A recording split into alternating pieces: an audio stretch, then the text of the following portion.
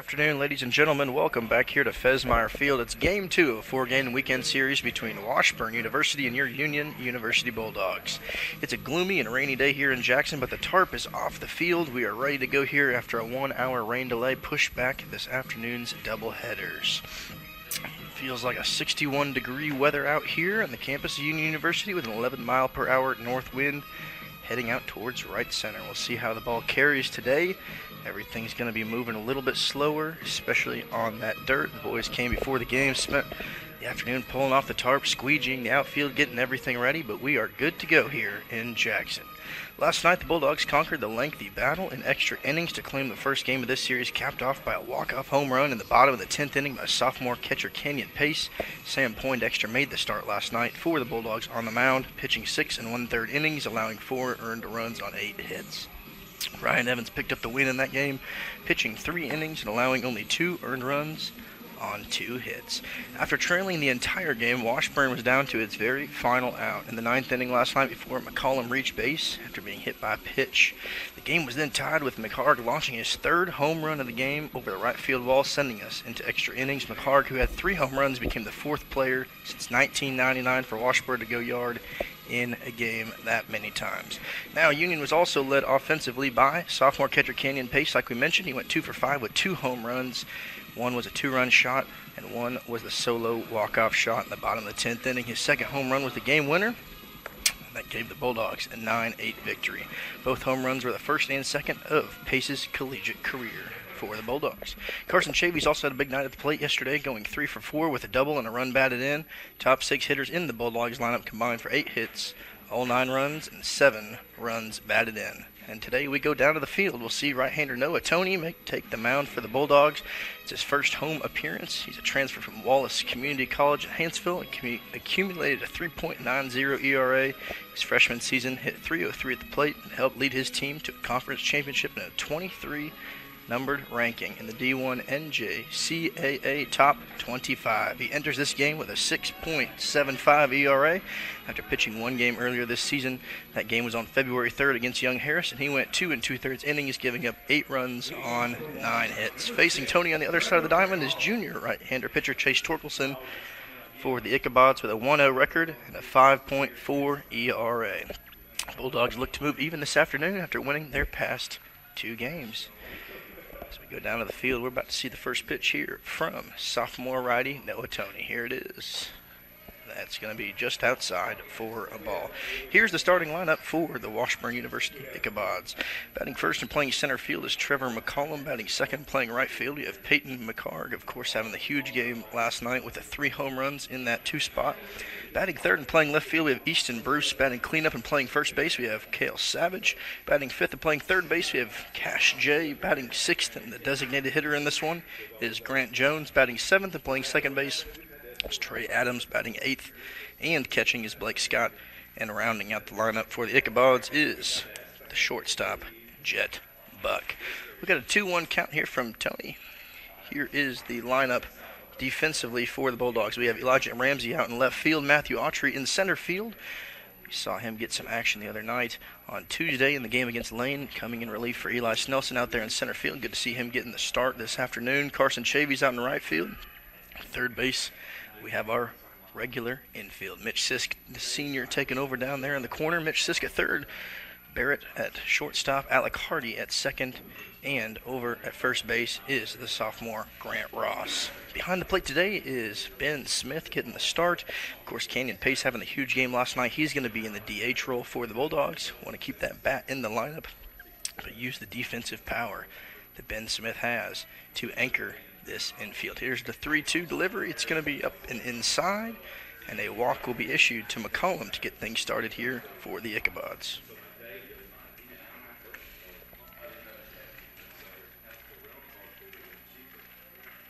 Batting now, number 5, Peyton McHarg. Peyton McHarg, the one who had the big game yesterday, went 3 for 5, scored 3 runs, had 5 of the RBIs. He hit 3 home runs in that game. Even though the Ichabods fell short, he definitely was the big money playmaker of the game. He launches that one out towards right field. Going back towards the wall is Chavis there at the warning track right outside, and it's going to be a home run. He's got his 4th home run in 2 evenings. Another 2 RBIs on the board. That moves him to 7 in this series. And the Bulldogs got to start pitching around him if they're going to want to keep these runs down. That is his 4th home run in 2 days. Very impressive batting there by McGarg, and just like that, the Ichabods take a 2-run lead here in the top of the 1st inning. Man, he strikes fast real quick. First pitch he sees from Tony, he just lasers right where that wind is. Got some 24-mile-an-hour gusts out towards the northeast, exactly where that right center field wall is. And it sure helped Peyton McCarr get that ball out of the ballpark today, and that's going to bring up left fielder Easton Bruce. If you're the Bulldog pitching staff and you got a guy on base, the question of the hour is, do you pitch to McCarr? Of course, they did it last night. They decided to throw him one right down the middle of the plate. Got a couple guys on, game on the line, and they decided to pitch to him, and it ultimately resulted in the game going to extra innings, so we'll see how they continue to face him later in this game. Tony, of course, not pitching yesterday. That was Poindexter, Orwig, and Ryan Evans in that game. And here's the next pitch. It's going to be in on the knees. Almost gets a piece of Bruce. There, jumps out of the box, goes towards the right-hander's batting box. Everything's going to take a moment to reset. We got a couple lefties in this lineup. Bruce hitting lefty. McCarr hits lefty. Jones, that's exactly the matchup they're going to want here against Tony. He takes that in there for a called strike one. 3 balls, 1 strike, no outs here to Bruce. Bruce was in the cleanup spot yesterday. They moved him to the 3-hole. They adjusted this lineup, and that's going to be out towards left field. Elijah Ramsey's underneath it. He's moving slower because of the outfield being wet, and he's underneath it to catch the first out for the Bulldogs. And a fly out to left field. Something to keep an eye on. I talked to a couple of the players before the game. They were out here all afternoon getting the field ready for this one. They were squeegeeing the outfield, getting all the extra standing water out of the dugouts. You can still see down on the first base dugout where the Ichabods are. A big puddle on the on-deck circle. They were laying dirt. They had the gator out, making sure that everything was ready to be played today. Even though we had to delay it for an hour, we're out here, not a single ounce of the sunshine shining through the clouds here. We got the lights on at Fesmeyer Field, even though it's only 2 o'clock in the afternoon. Don't forget, this is a doubleheader, so as soon as this game is over, we'll take about 45 minutes, flip the field, and we'll come back and do it again. Hopefully by that time, the Bulldogs will have moved to even on the season. They started the season getting swept by Young Harris on the road, came back, bounced back on Tuesday, beat Lane in a comeback victory. Once again, they walked it off in extra innings last night. 2-3 on the season. There's a delivery from Tony. One thing that's going to be more difficult, especially in this game, is going to be the speed of the ground ball. You get used to the infield grass of Fesmeyer Field, but when it's a little bit more dense, it's wet, everything's going to be rolling a little bit slower. Of course, the dirt is going to have some weird bounces, so this infield isn't playing as deep as they typically like to. Well, you see that outfield playing real deep out back towards the warning track. Lots of power by this Washburn University team. There's a wind up, and that's going to be a walk issued there to Savage, the cleanup hitter. So as Cale Savage makes his way to first base, it's going to bring up the third baseman, Cash J, and we're going to have a brief meeting at the mound. We'll be right back with you here for some more Bulldog baseball in just a brief moment.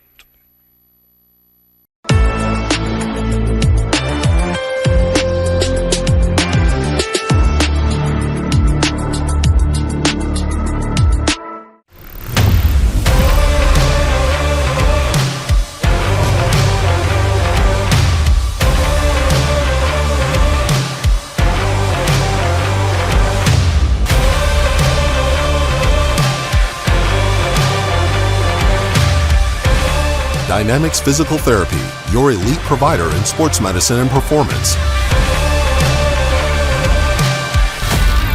Now serving communities throughout West Tennessee.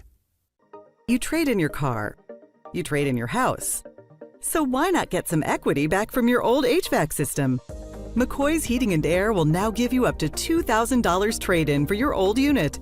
Plus, a free 10-year parts and labor warranty with the purchase of a qualifying York system. That's right. Trade in your old unit and get up to $2,000. Plus, a free 10-year parts and labor warranty. For a limited time, only from McCoy's Heating and Air.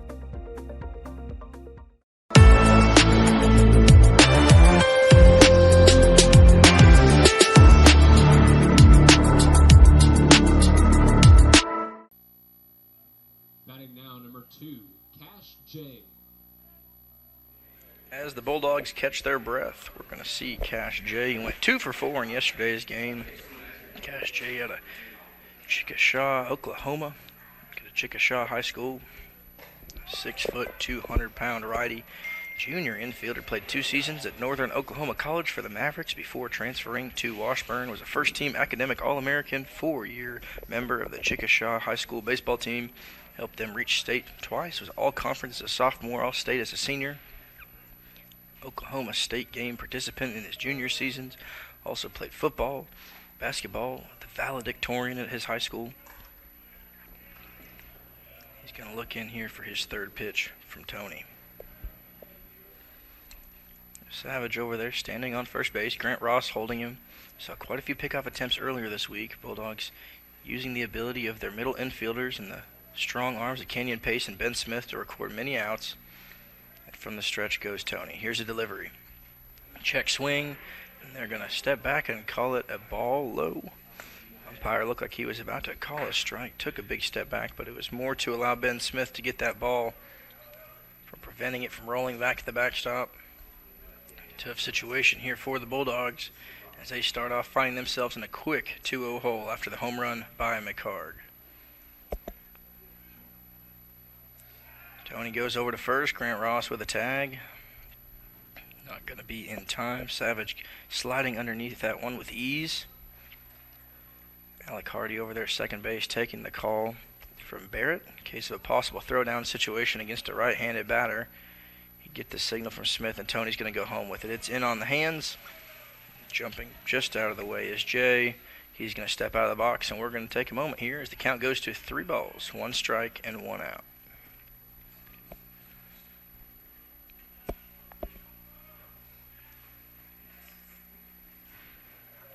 Lead over there by Savage. He continues to creep a few more feet each pitch. And that's going to be launched out towards left field. Going back at the wall is Ramsey. He has no chance to look at it, and it's going to be 2 home runs here for Washburn just as fast as this inning could be started. Jay launched that one. There was no question about it. Ramsey turned, looked, and said goodbye as that one went out. Bulldogs now down by 4 as Washburn takes a 4-0 commanding lead here in the top of the first. We had a 2-run shot by McHarg, a 2-run shot by Jay.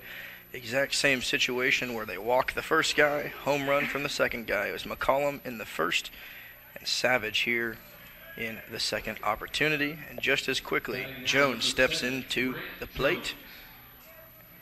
And the Bulldogs down early.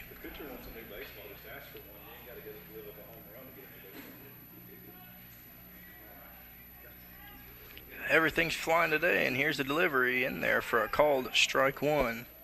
Grant Jones, the designated hitter. So everything's been in the air so far if somebody gets a hold of it.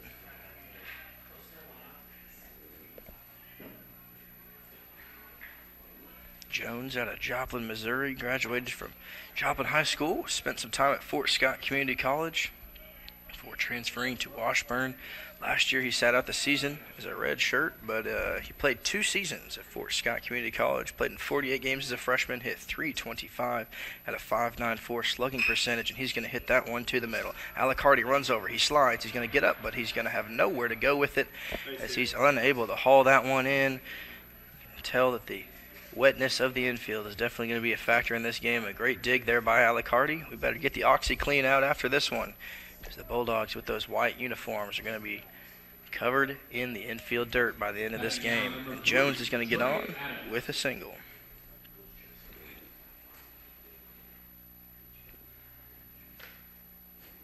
Umpire's going to go over, have a conversation.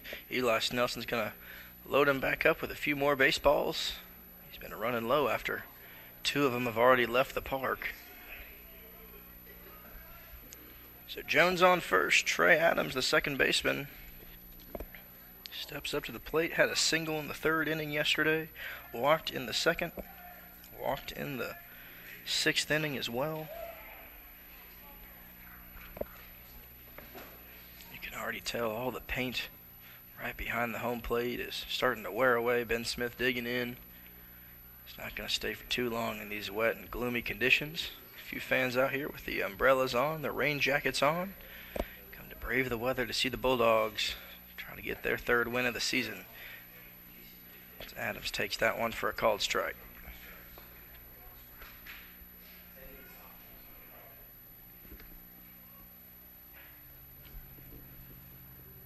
Tony now from the stretch, looks over, checks Jones over at first, trying to get something on the ground. Jones is going. Ben Smith, it's going to be a wild pitch, bounces right into the left hand batter's box, bounces all the way to the backstop. There's not going to be any opportunity, and Jones is going to advance. We'll see how they credit that, if that's a steal or if that is on a wild pitch. It should be a wild pitch. Tony's control, getting a little nervous after he heard the chaos of Jones stealing. So now he looks in, Alec Hardy creeping up behind to check Jones. Of course, we know the cannon that Ben Smith has. A big leadoff, and that's going to be out towards center field. Dropping back is Matthew Autry. He's about 5 steps from the warning track, catches it towards the wall. Tagging is Jones. He's going to make his way over to third base. Barrett's not going to be able to get it in time, and they have a fielder or a sacrifice fly there to move over his runner. Jones makes his way over to third. Adams flies out, and that'll be the second out of the inning.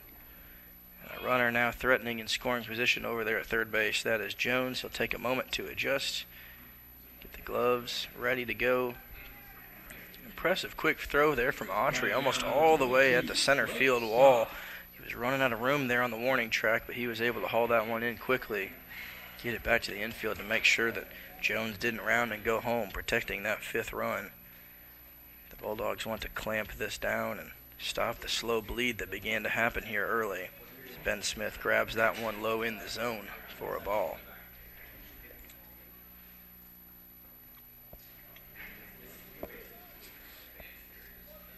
Blake Scott, the catcher, currently at the plate. And he's going to hit that one on the third base line. Mitch Sisk is not going to have an opportunity to get it, and they're going to call it a foul ball just right outside the base path. Dribbled out. Sisk was full-on charge sprinting over, prepared to make a play that he didn't need to. Last season, Scott started in 23 of the 34 games he played. Finished the year batting .242 with 22 hits, 3 doubles, and a home run, in addition to 13 runs scored and 14 RBIs. One of his big games last year was against Newman. He went 3 for 5 in that one, a double walk, 5 RBIs, and 1 run scored. And the offense of Washburn is starting to chip away here at the Bulldogs starting pitcher, Noah Toney. There's action in the left field bullpen. See who the Bulldogs are warming up. Of course, on Tuesday, we saw Coach Casey go through a number of pitchers, putting them in for 1-2 innings at most. Last night, he trusted on his ace, Sam Poindexter, to get him through. That ball's going to get away from Smith. There's going to be a play at the plate. Toney's not going to be able to tag him in time. Sliding underneath is Jones, and another wild pitch will cost the Bulldogs a run as Jones scores, making the game 5-0. Washburn here in the top of the first inning. An explosive amount of offense here, using the long ball to get things going here for Washburn. Ben Smith's going to look over. They're going to reset. Bases are clear. Everything's cleaned off. 2 balls, 2 strikes that count here to Scott. The Bulldogs can breathe. The infield steps back once again. Barrett and Hardy get closer to the grass. Hardy and Ross getting ready for a ball on the ground. It's going to go out towards center field. Autry doesn't have to move more than 3 steps to his left, and he's going to haul it in for the 3rd out of the inning, but not before McHarg and Jay are able to strike. McHarg having his 4th home run in 2 days, and Jay launching a 2-run home run. This game is 5-0 Washburn. We'll be right back with you as the Bulldogs look to bounce back here in the bottom of the 1st. Don't go anywhere.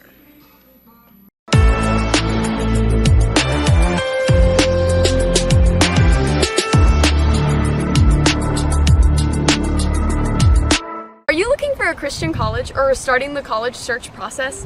I want to take a second to tell you about my school, Union University in Jackson, Tennessee.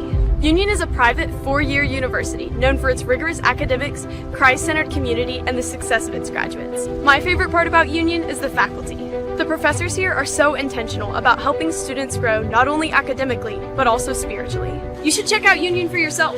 Come for a visit. I know you'll love it. At Union University, you'll be transformed.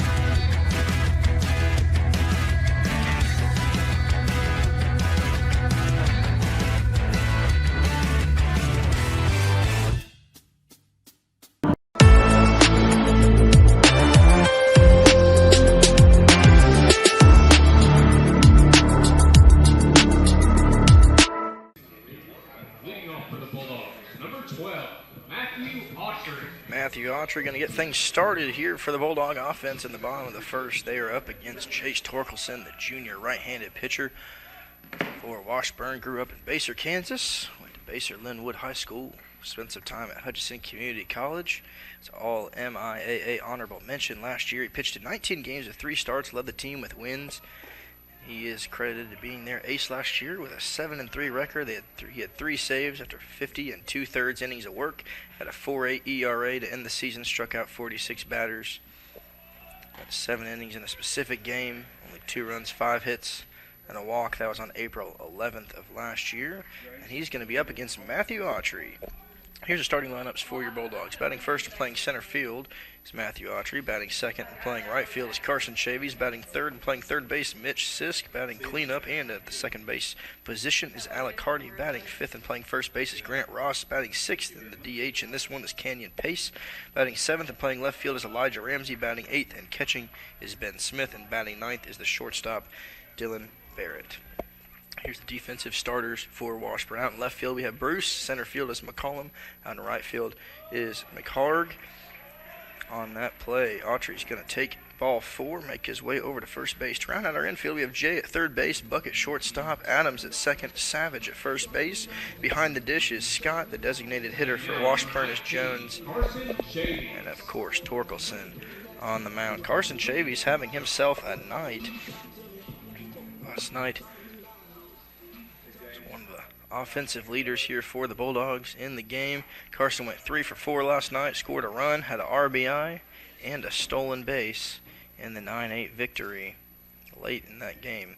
Between him and Canyon Pace, it felt like they were carrying a lot of the load of this offense, and here's a delivery to him. It's going to be just outside for a ball.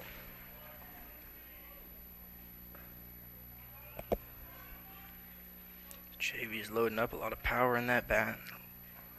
Lefty for the Bulldogs. Here's a delivery and a big swing and a miss there by the right fielder. It's going to be his second strike of the at-bat. 1 ball, 2 strikes. We got Autry over there creeping at first base. Adams, the second baseman, watching him. That's going to be a pickoff attempt, not in time as Autry slides right underneath it.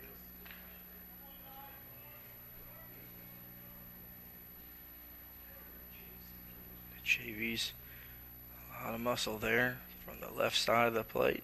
He loads up, and here's a delivery to him. He's going to hit it off of the wrist, bounces off of the third base dugout. Charging over was the third baseman, Jay. He's going to run out of room over there at the fence. Carson Chavies stays alive as he continues to battle in this at-bat. Chavies out of Collierville High School. Last season played in 43 games, started all 43 of those, hit .288, had 146 at-bats, and he takes a big swing and a whiff through that one as Chavies goes down on strikes. Batting now, number 21, Mitch Sisk. Mitch Sisk, the senior third baseman out of Jackson, Tennessee, graduated from Trinity just down the road. Spent some time playing here in Jackson for Jackson State Community College. He's going to get his first look at Torkelson as he takes a swing and a miss right through that one. Sisk struck out in the first inning.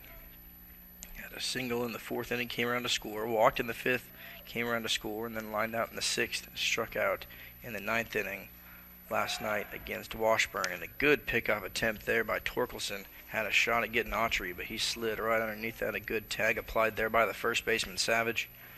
Just not going to do it in time. Torkelson making sure that Autry's staying put. Commanding lead. We'll see if he takes off. He does not. Sisk is going to take that one in on the waist. So he throws the hips back to avoid taking the hit by pitch. Alicardi, the cleanup hitter over there on deck, telling him, hey, we're good. You can take that. So Sisk calls time. Adams, the second baseman, creeping in, and here's a delivery to him. A swing and a miss there. The ball's going to get away from the catcher, Scott. We're going to have a play at second, and Autry slides underneath it. He's got himself a stolen base, and a good distraction there by Mitch Sisk, swinging at that one.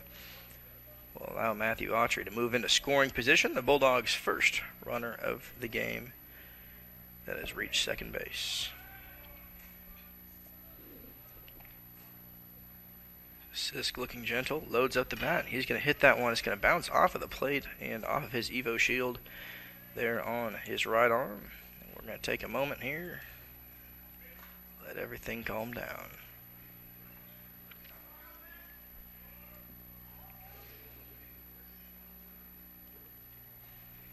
See a couple of the Bulldog relievers with towels there in the third base dugout, making sure that everything is dry. Wiping down the bats, wiping down the helmets. It's a slick one out there today. A constant mist here in Jackson. The downpour rain that woke everybody up this morning has gone away, and a drop third strike is going to get away from the catcher, Scott, but he's able to throw it over to Savage, and Sisk goes down on strikes.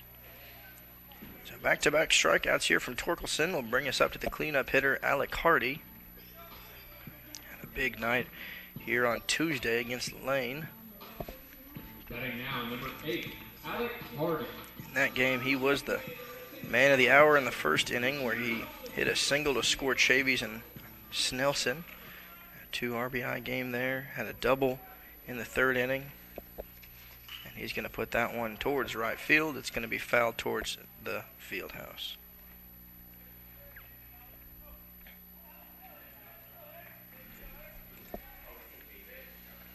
Last night in the game, Hardy went 0 for 4, did score a run after a base on ball, struck out once. He's going to hit that one down the third baseline. Grabbing is the third baseman, Jay. Long throw, and he makes it over to Savage. It's going to be a 5-3 ground out. A really good play there by the Washburn third baseman. And Hardy almost snuck one down the line, but it didn't get there in time. To the top of the second we go. Bulldogs down by 5.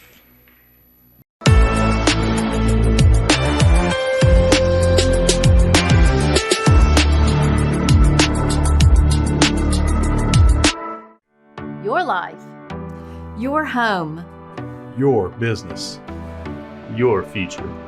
Focusing on you, West Tennessee Bank strives to serve its clients in every season of life.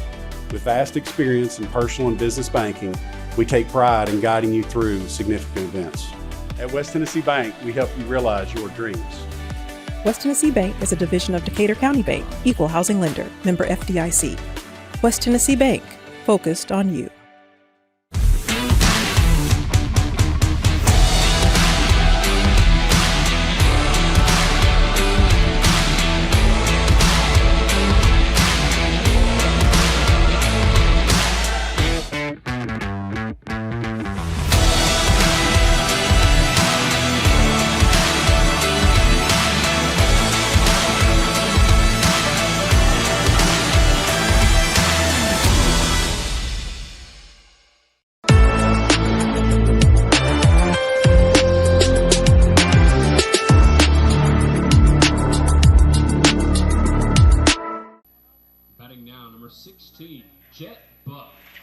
Tony back on the mound here for the Bulldogs in the top of the second inning. He threw 30 pitches in that first inning, where he gave up those 2 home runs. First one to McHarg, who scored McCollum. Second one to Jay, who scored Savage. And now we see the 9-hitter, Jet Buck, the shortstop for Washburn, get his first chance at Tony. Yesterday, he went 0 for 4. A few line drives, a few ground outs in that game, unable to get anything done at the plate. Here's a delivery from Tony from the windup. It's going to be in there for a called strike one. A good placement there on the lower outer rim of the zone. Tony's going to take a minute here. Here's the delivery to him. It's going to be a big swing and a miss there by Buck. Jet Buck out of Kansas City, Missouri. Kansas City Community College for a while. Helped the Blue Devils to a 50-12 record as a freshman, transferring to Washburn. He hit .367 with 6 home runs, all-conference honorable mention. A 4-year member of the Liberty North Eagles high school team.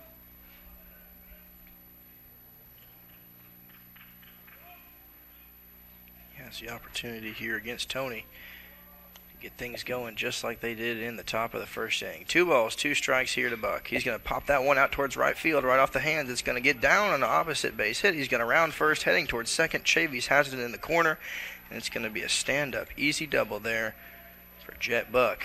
Get things going here for Washburn in the top of the second inning. Great opposite field approach. Was able to lean out, get it right off the end of the bat. Slow swing. Everything's moving a little bit slower because of the density, the wetness of everything today. Buck was easily able to walk into second. Chavies having a good haul, and that could have got away from him over there by the Gulf South Conference logo in the right field corner. And we go back to the top of the lineup here already in the second inning. It's Trevor McCollum. He reached for the base on balls. Get things going in the first inning. Of course, was scored by McHarg. And a runner in scoring position is Buck. Alec Hardy out there adjusting the cap at second base. He's going to be the one holding Buck down. Alec Hardy's going to give the play off the left. Sneaks into the second base position. Tony's going to ignore it, and he's going to fire in there for a strike one.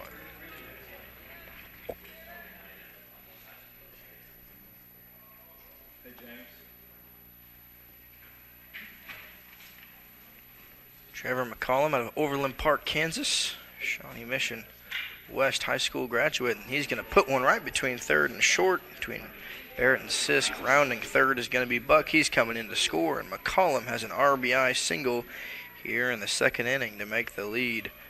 6-0 Washburn. Buck came all the way from second base. A really good hit there by McCollum. And to McHarg we go. Dangerous batter that you do not want to face here. Of course, he's had 4 home runs in only 2 games. 3 of those coming last night, 1 in the 9th inning to send the game to extra innings. He's the one that got things started here for Washburn. You see Chavies out there in right field ready for a fly ball. Grant Ross holding McCollum there at first base. And here's a delivery. It's going to be outside, trying to keep everything away from the sweet spot here for McHarg. He loves everything inside, just above the waist. He lasered that one over the right field wall on the top of the first inning. Tony's going to have to pitch him low and out if he's going to want to avoid another long ball. Here's a delivery to him. It's going to be just down on the knees. 2 balls, no strikes. The intimidation factor continues to creep in here every time you've got to play Peyton McHarg. Tony's going to look over, check the runner at first base. 2 guys warming up there in the bullpen for the Bulldogs. From the stretch, here's a delivery to McHarg. It's going to be low on the knees. Didn't take a swing at it. It's right in Peyton's wheelhouse there. Peyton out of St. Joseph, Missouri. Grew up in Saskatoon, Canada. Spent some time at Kansas City, Kansas Community College, along with a few other players on this Washburn staff. And he's going to launch that one out towards right field. Going back towards the warning track is Chavies, and it's going to be just foul by about 20 feet. Umpire's going to rein it back as McHarg was thinking he may have had his 5th home run in 2 days. Chavies just watched that one. And if you're a Bulldog pitcher, I'm not throwing anything near him, especially inside. And clearly rattled with a couple runners on every time. McHarg has some pop in that bat. And every Bulldog fan's heart dropped there and came back right back to life as the umpire called it foul right over the right field bullpen. And now we got a 2-ball, 2-strike count here against Peyton McHarg. A big swing and a miss. He gets him, and there's going to be a play at second base. They're going to say he's safe. The question that Barrett is asking the umpire in the field is if he slid off the bag. McCollum took off running, and it looked like he slipped a little bit right in front of second base. But they say he does slide underneath the tag. McCarr goes down swinging. That'll be the first out of the inning. And yet another runner here in scoring position for Washburn. Bringing up Easton Bruce, the left fielder. See Dylan Barrett, the shortstop, playing between the runner and the bag. A big, generous lead there by McCollum. We'll see if there's a pickoff attempt by Tony. When you have a left-handed batter, Barrett has the flexibility to move over, almost playing in a relative shift position for a ground ball, exposing a huge gap there between short and third base. And here's a delivery to him. Great off-speed movement there, back into the zone by Tony. Going to be a called strike there on Bruce.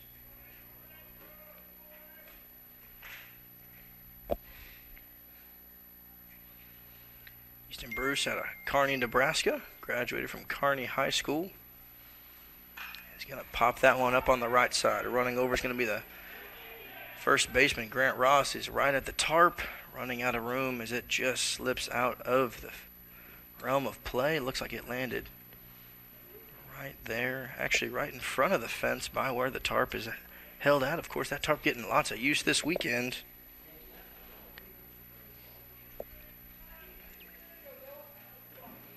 Easton Bruce, 2 years ago, received the MIAA All-Tournament Team Selection Award and honor. Last year, he was chosen to be Academic All-District, Honor Roll both years, Academic Excellence all years. Last season, he played in 52 games, made 51 starts. He hit .274 last year with 54 hits, 11 doubles, 6 home runs, and a triple, ranked third on the team in runs scored. Drove in a total of 39 runs for him. Second most walks of anybody. He had 29 last season for Washburn. 10 multiple RBI games, and he actually tied the program's single-game doubles record.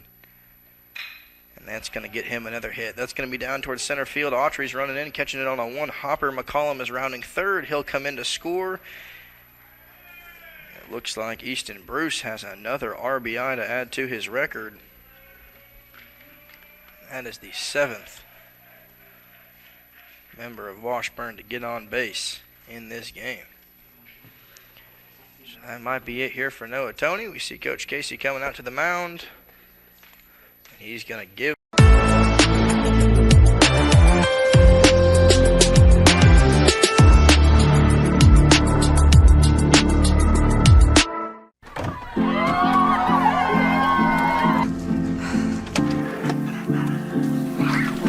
Can I get some help?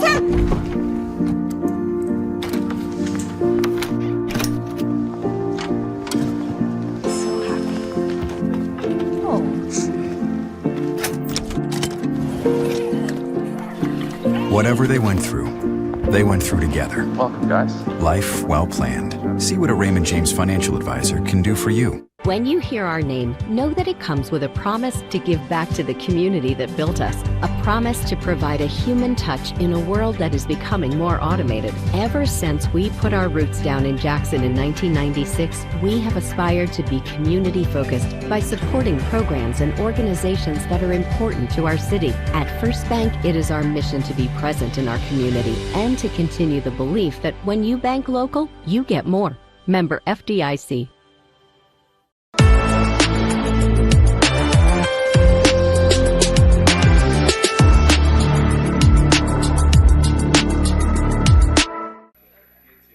As the Bulldogs go to their bullpen for the first time in this game, that's going to do it for Noah Tony. He went 1 1/3 innings through 48 pitches, gave up 7 runs, 6 hits. That adds to the 8 runs he gave up last week as the ERA begins to climb there for Tony, and the Bulldogs are going to turn it over to Cole Smith. Cole Smith, freshman out of Clarksville Academy in Clarksville, Tennessee. It's his first season here at Union. Played 4 years of baseball, all-region team member, and he is getting his first pitching appearance of his collegiate career. Here's a new opportunity for Bulldog fans to see one of the 13 new faces Coach Casey brought onto this roster. Great curve there. Just slips right outside the zone. Smith looks to start this game fresh over. He inherits the runner of Bruce over that first. Savage, the batter, walked in the first inning, came around to score on the home run by Jay. Great discipline there at the plate here, and he's going to put that one over the first base dugout. Foul ball towards the field house. It's going to land in foul territory. Ben Smith going to adjust things behind the plate, get a new ball, hand it to Smith, and from the stretch we go. Bruce over there at first base with a generous lead being held by Grant Ross. We'll see if the freshman will take any pickoff attempts. Doesn't look like it. That's going to be a good dig there by the catcher Smith to avoid that ball hitting all the way back to the backstop. Immediately knew that that one was going to be spiked into the dirt. And we have a 2-ball, 2-strike count here to the cleanup hitter, first baseman for Washburn. So big load up here by Savage.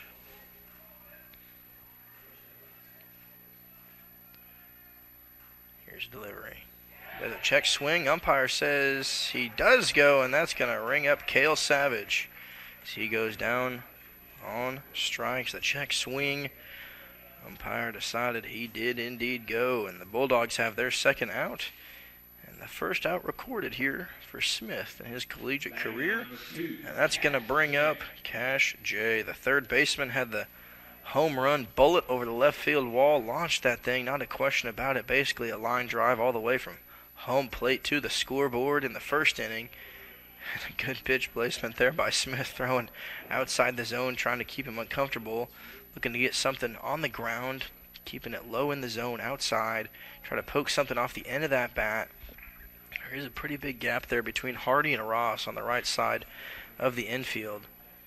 Grant is holding Bruce closely, and that's going to be right down the middle of the plate. Great placement there by Smith.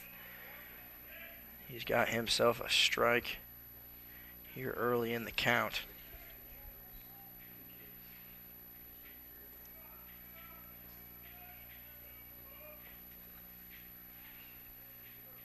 Jay's going to load up. You see Matthew Autry in center field shifting over more towards right field, and a good off-speed pitch there by Smith is going to fall just outside of the zone. It's a really good pitch placement, real close, trying to get him to chase on something low and outside. Now he's got to throw a strike to stay in this count. Interesting to see Autry move more towards right field, especially with a right-handed batter and the wind going directly northeast. But to each their own.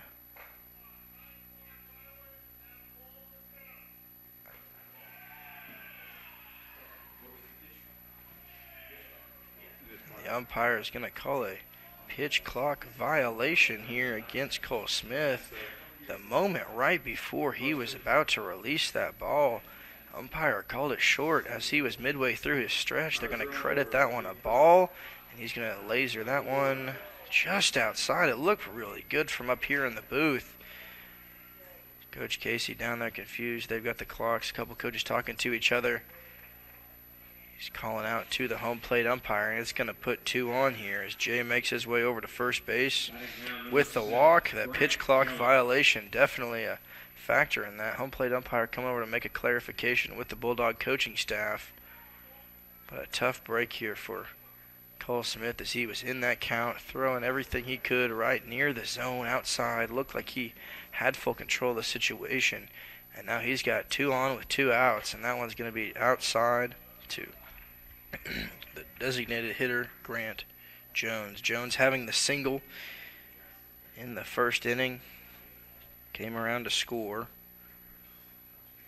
He's going to launch that one out towards left field. Running over is Ramsey. He wasn't ready for it, and he's going to be underneath it. Loses the hat, almost loses his balance along with his hat, but he's able to haul it in there in left field. A good play by Bulldog left fielder to get us out of the jam, out of the inning. 2 are left stranded here, but the Bulldogs are down by 7. They got some work to do. There's plenty of time left in this one. To the bottom of the second we go. Don't go anywhere.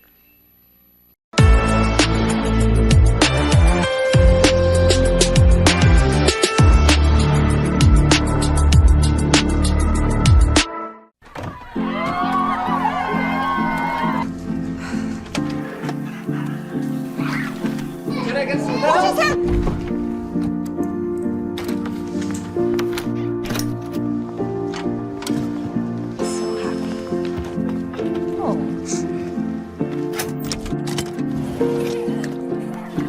Whatever they went through together. Welcome, guys. Life well planned. See what a Raymond James financial advisor can do for you. The award-winning BallGame Blitz Sports Network from Worthy Road Studios. Over 750,000 views in 2023. We're where you need to advertise. Subscribe to our YouTube channel and join over 4,500 subscribers watching local sports. The Jackson Rockabillys, Union University, Bethel, USJ, TCA, Jackson Christian, Sacred Heart, and Peabody. Multi-camera broadcasts, slow motion instant replay, on-screen scoreboard and graphics, and professional announcers. Thanks to our sponsors who make it all possible. The BallGame Blitz Sports Network from Worthy Road Studios, the premier sports broadcast network in West Tennessee. Batting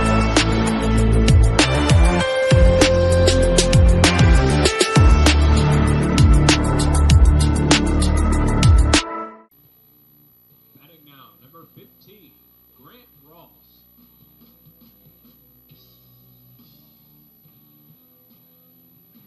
Chase Torkelson, only having to throw 18 pitches in the first inning, returns for a second inning of work, and he's going to be facing sophomore first baseman Grant Ross.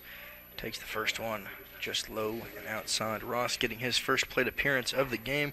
The Bulldogs in the first inning were led off by Autry with the base on balls. He later stole a base before Chavies and Sisk struck out, and Hardy grounded out to third base. It feels like we've seen a lot of Washburn here in the first two innings, scoring 7 runs. McCollum scored twice. McHarg has scored on the home run. Savage has scored on the home run. Jay hit the home run. Jones scored after singling Buck with the double. And the Bulldogs are just looking to get something going here.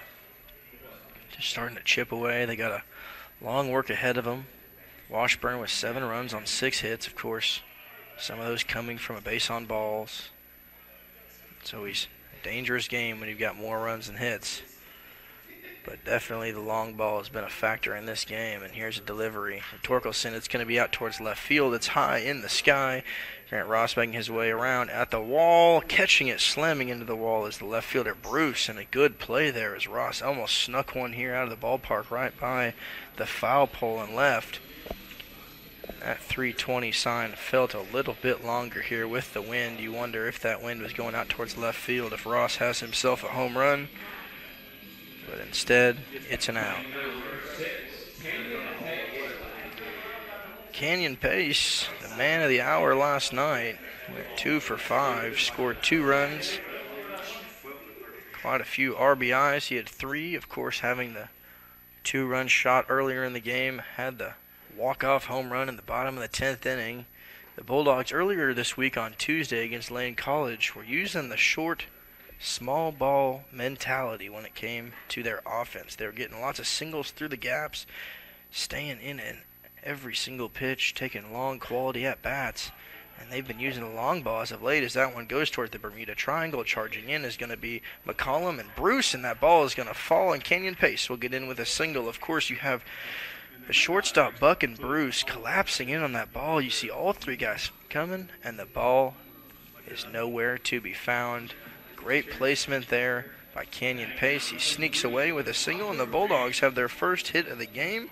And a runner on here in the bottom of the second as we bring up Elijah Ramsey to the plate. Ramsey hitting in the 7-hole.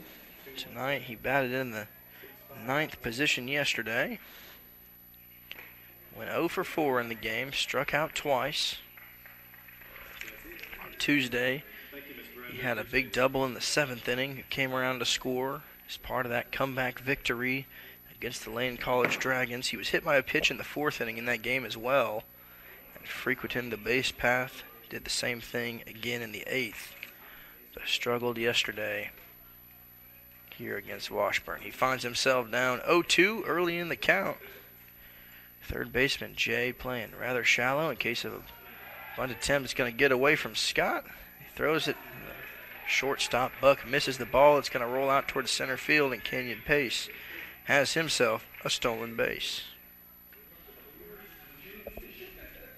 Adams dropping back to back that one up. A good heads-up mindset by the Washburn second baseman to prevent Pace getting Another bag on that. Scott unable to grab that ball behind the plate, but also struggling to make an accurate throw. Here's a delivery from Torkelson. It's going to be hit right up the middle. It's going to get through the gap between Buck and Adams. Coming around to score is going to be Pace. Here's the throw to the plate. It's not going to be cut off, and there's a collision in the infield. Running into each other is the first baseman, Savage and Scott, on who is going to be the cutoff man. Torkelson runs over, and a little bit of chaos happened there in the infield, allowing Canyon Pace to score, and the Bulldogs have their first run of the game. Ramsey looks like he'll be credited with a single moved over on the throw. The Bulldogs have another player in scoring position. A big play here by Union. You wonder what would have happened had they cut it off. A good throw there by the center fielder, McCollum. He got it in, but the catcher, Scott, was not protecting the plate. He came out, leaving the bag exposed. In a really weird situation there. They're going to call that a dead ball there for Ben Smith. So he's got a runner at second base. It's Elijah Ramsey. Ben Smith has an opportunity to get another run here on the board as they start tearing away one by one here at that 7-1 lead now that Washburn has.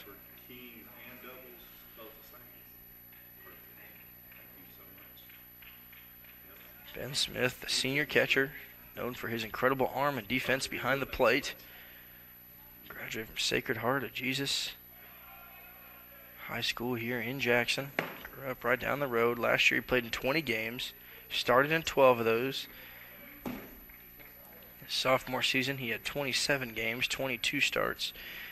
Commonly switching off between him and Canyon Pace behind the dish. And he's going to take a swing through that one, get a piece of it, knock it foul, and he stays alive, continuing to battle at the plate. Well, his defense has been truly incredible. It's been the bat that's been the struggle for Smith over the years. His sophomore season, he hit 154. After having a long streak without a hit, he was able to break it in right at the very, very end of the season. And last year, he hit 200. 6 hits, 9 runs, scored 2 RBIs.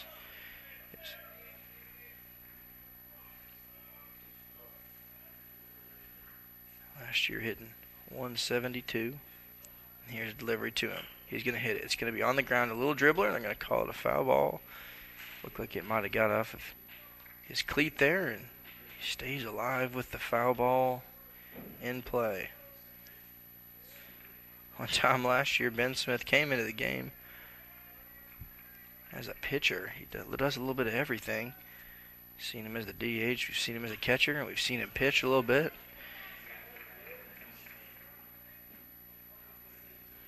So far this season, doesn't have a hit yet. He's only got 3 at-bats. He has 3 strikeouts so far this season. He had 2 against Young Harris on February 3rd, 1 at-bat against Lane on Tuesday. And here's a delivery to him. He's going to let that one fall in there. A real dangerous pitch to take. Umpire calls that one up in the zone, and a good plate discipline there by Ben Smith. Able to watch that one in as he takes the count full. Ramsey threatening there on second base. Backing off as the second baseman Adams, and it's going to be a little blooper towards second base. Calling him off as the first baseman Savage, and he's got it in the infield. Pop fly out will retire Ben Smith.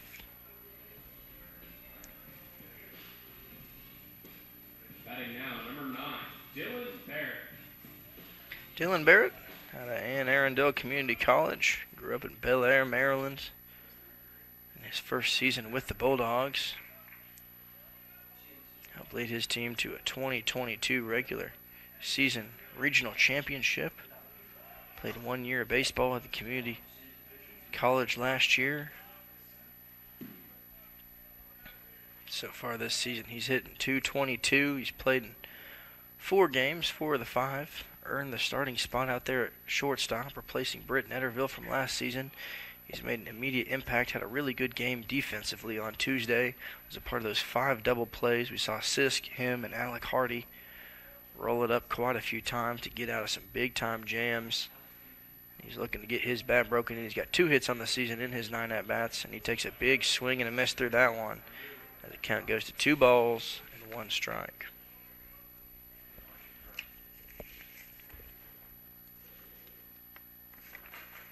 Barrett unable to really get a whole lot of going yesterday at the plate. He went 0 for 4, and he's going to pop that one straight up. Underneath it is the catcher, Torkelson. He's going to get called off by the first baseman, Savage. And very rarely do we see a first baseman get a couple back-to-back pop flies, but not before the Bulldogs are able to begin chipping away at that 6-run lead from Washburn. Canyon Pace came around to score on the single by Ramsey. And to the top of the third we go. Bulldogs down by 6.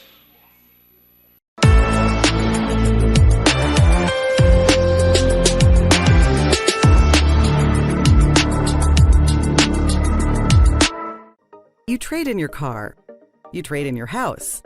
So why not get some equity back from your old HVAC system? McCoy's Heating and Air will now give you up to $2,000 trade-in for your old unit. Plus a free 10-year parts and labor warranty with the purchase of a qualifying York system. That's right. Trade in your old unit and get up to $2,000. Plus a free 10-year parts and labor warranty. For a limited time, only from McCoy's Heating and Air.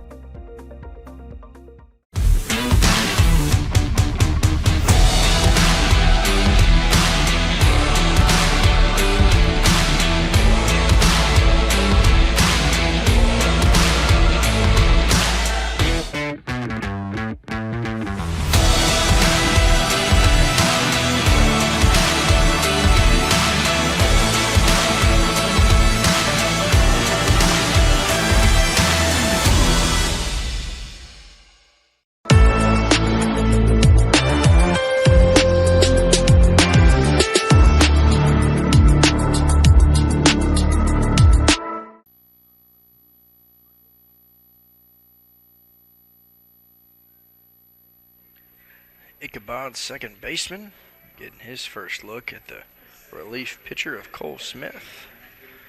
Came in relief of Noah Toney, threw 12 pitches to get out of that second inning. 2/3 of an inning, walked one, struck out one there in the top of the second. Here he returns in the third as he lasers that in there for called strike one. He's up against Trey Adams, second baseman out of Arvada, Colorado, at Ralston Valley High School.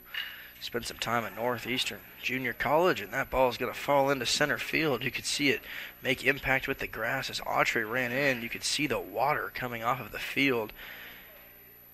It looks like the mist and the dew that's continuing to rain down here in Jackson, Tennessee is just continuing to make this outfield a more difficult place to work in.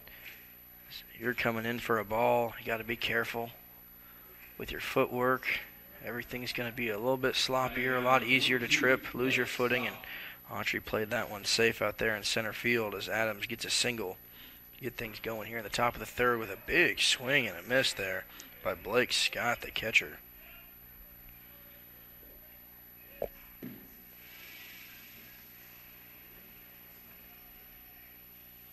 Scott out of Tonkawa, Oklahoma. Takes that pitch outside. He started 23 of the 34 games last year. He's going to take a big wind-up here.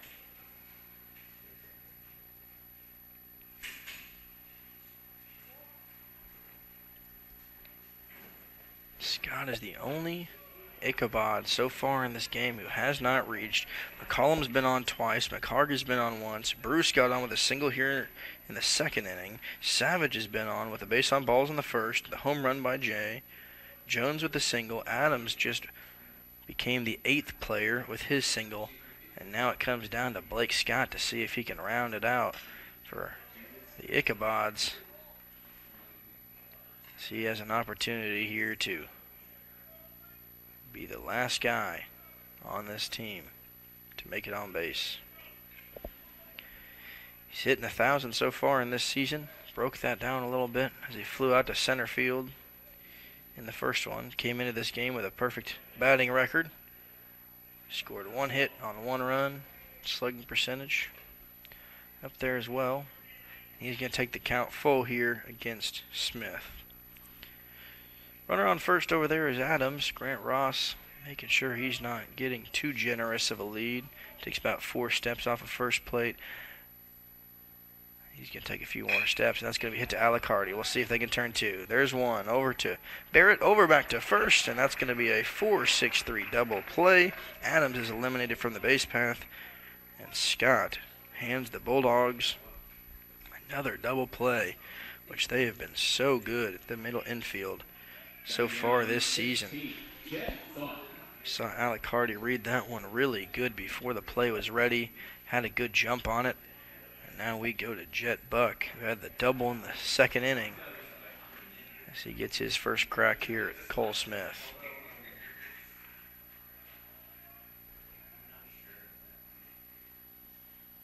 Here's a delivery to Buck. It's going to be off the hands over the first base dugout. Running over is Ross.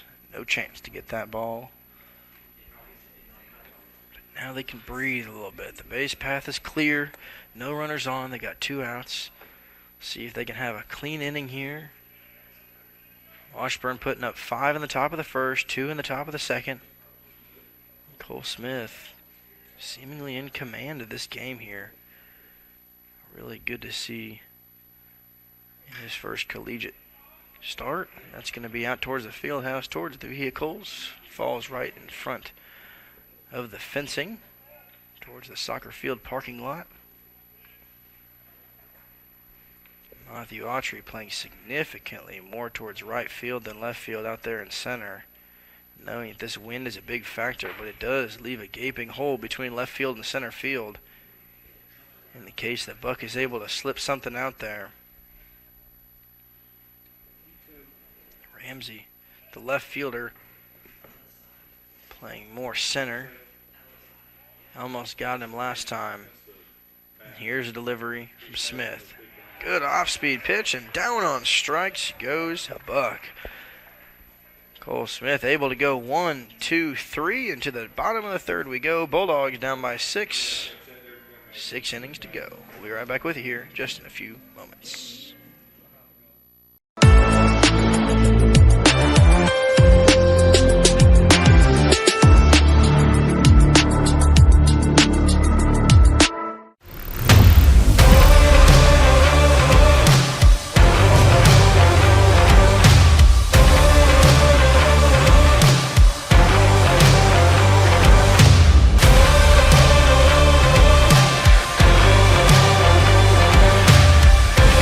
Dynamics Physical Therapy, your elite provider in sports medicine and performance.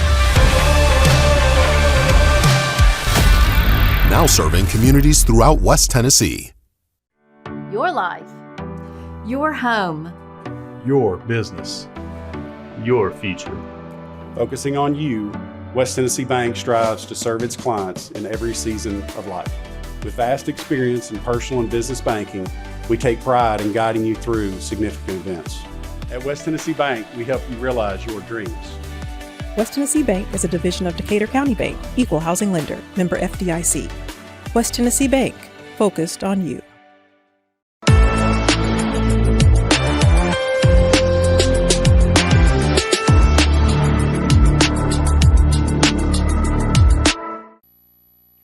Back to the top of the Bulldog lineup we go for the first time in this game. It's Matthew Autry, the center fielder, leading off here in the bottom of the third inning. Torkelson currently just threw his 42nd pitch of the game. He's given up only 2 hits, 1 to Kenyon Pace, 1 to Eli Ramsey.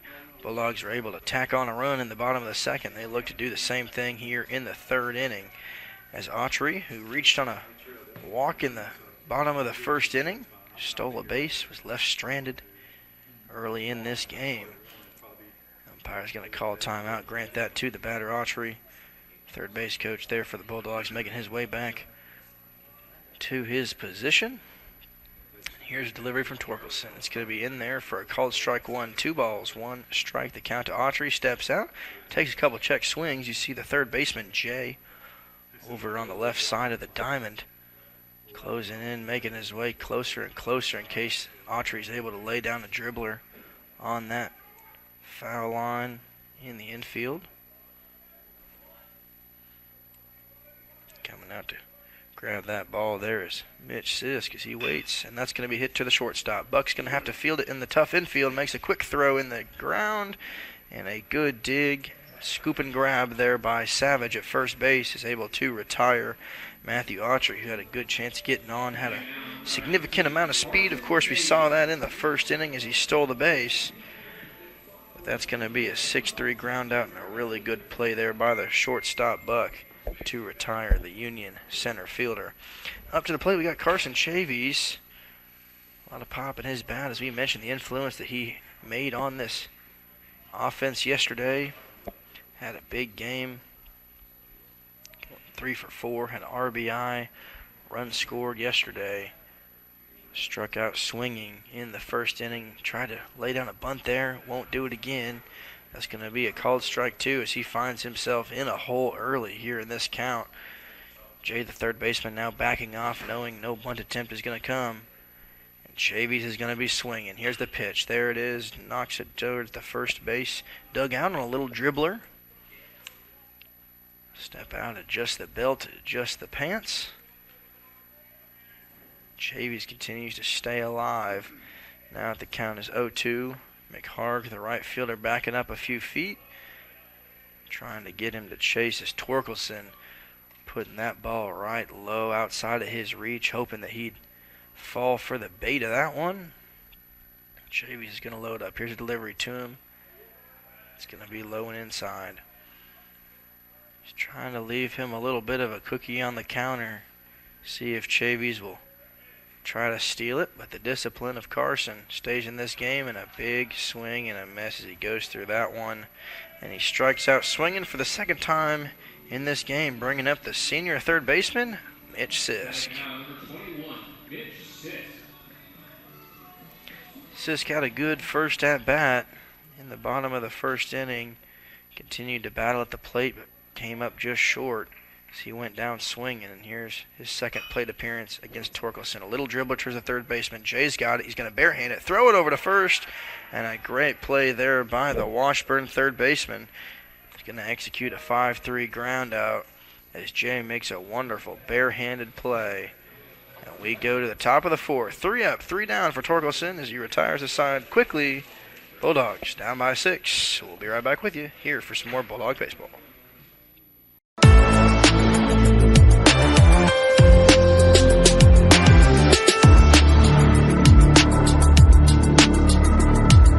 Are you looking for a Christian college or are starting the college search process? I want to take a second to tell you about my school, Union University in Jackson, Tennessee. Union is a private 4-year university known for its rigorous academics, Christ-centered community, and the success of its graduates. My favorite part about Union is the faculty. The professors here are so intentional about helping students grow not only academically, but also spiritually. You should check out Union for yourself. Come for a visit. I know you'll love it. At Union University, you'll be transformed.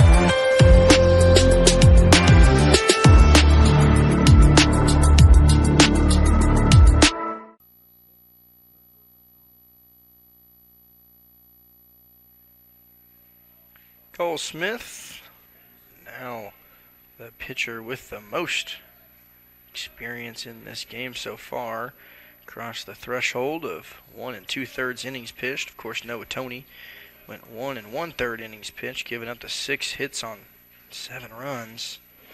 Smith only giving up 1 hit, came in, took command of that second inning, went 3 up, 3 down in the third, and he looks to do the same here as McCollum, the leadoff hitter for Washburn, is going to get his 3rd plate appearance already here in just 4 innings. In the first inning, he started things off with the walk, came around to score on the home run by McHarg, who's standing on deck, always threatening over there. Then the second inning, he had a single, came around to score. That ball's going to be in there for a good strike there by Smith. He's done really well in his first outing for the Bulldogs.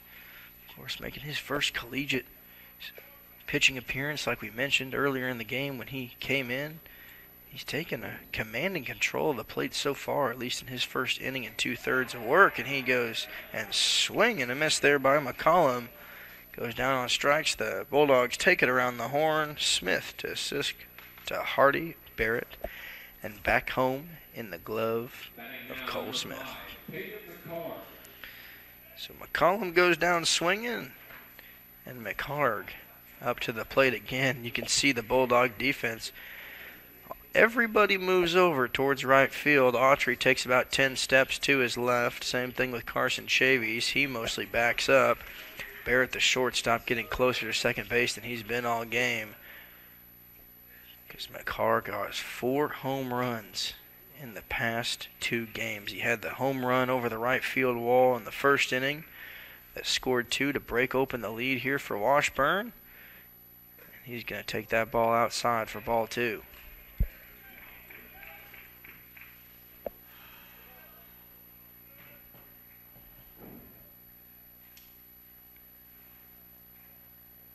Peyton McHarg so far this season is hitting .550. He's got 11 hits and 20 at-bats and a big swing through that one. He's going to put him down on his right knee. Tornadoed that one right there. So far this season, he's got a slugging percentage of 1.3. 11 RBIs, 4 home runs coming into this game. He added his 5th in the first inning. Stolen 1 base, but you don't have to steal bases if you're putting the ball out of the ballpark, and that's exactly what he's done the last 2 evenings. Bulldogs looking to pitch around him here.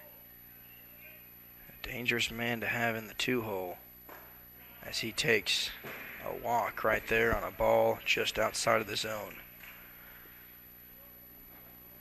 In all honesty, the Bulldogs will take that over another long ball or a deep double as the field resets. Autry heads back towards his regular position about 5 feet off center. Out there in center field, Ramsey out in left field staying put. And the infield now looking for another roll-em-up double play, exactly like they had last inning.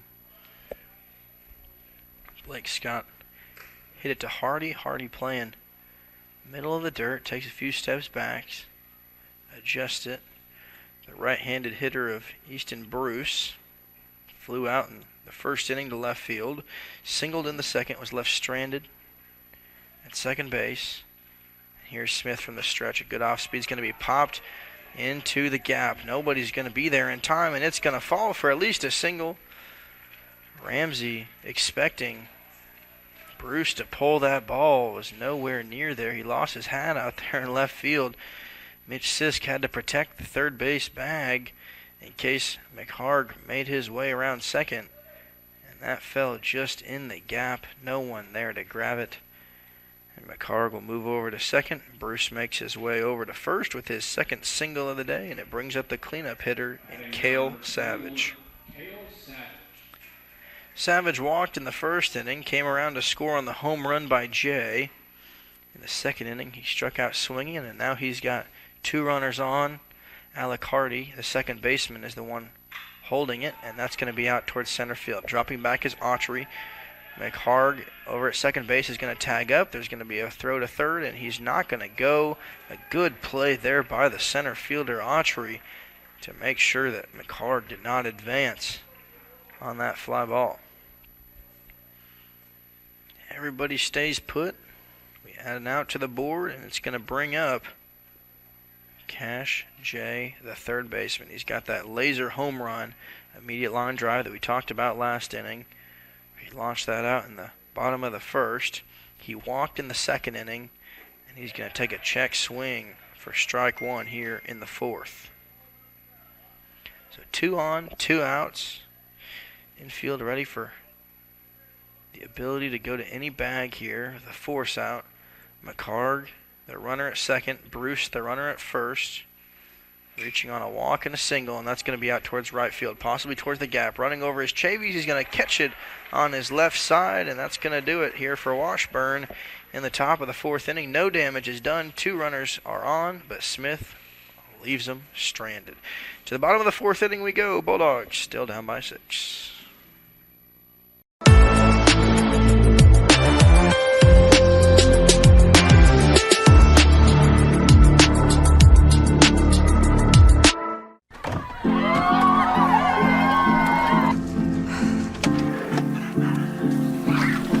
Can I get some help?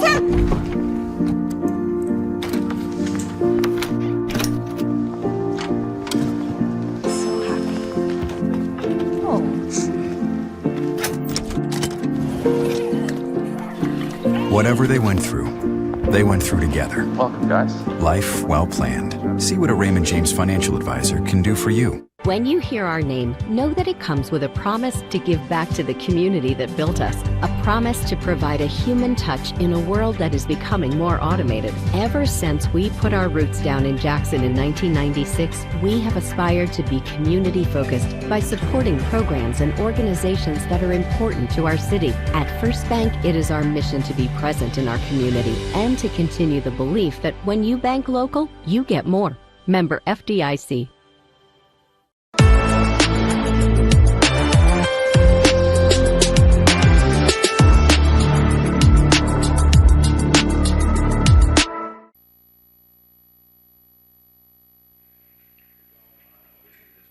Torkelson entering the bottom of the fourth inning, throwing only 53 pitches in the first 3.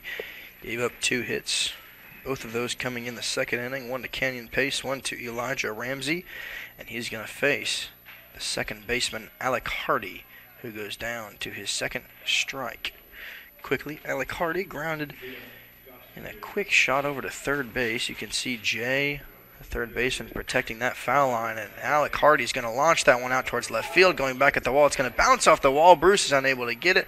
Hardy's making his way to second. Will he round? No, he'll stay put, and he's up with an easy double. He waves to the third base dugout, and the Bulldogs have a leadoff hitter on quick and early, putting an easy runner in scoring position on a hard hit fly ball out towards left field. Bruce turned around thinking it may be out of the ballpark, and it hit just about a foot below where the home run threshold would have been there on the left field wall. About 365 out there in left field. So Hardy is on. It brings up the sophomore first baseman, Grant Ross. He flew out to left field right in the corner. Almost snuck the ball out of the ballpark in the second inning. He put it right beside the NCAA logo on an opposite field hit attempt. But a good play by Bruce was able to snuff that out. So Alec Hardy with a huge lead there at second base. Gets a couple extra jumps. Hardy is able to recover. After struggling out of the plate yesterday, he went 0 for 4 with a strikeout. He did walk once, though. But he's got himself a double, a hit in this game. And here's a delivery to Ross. It's going to be low below the knees.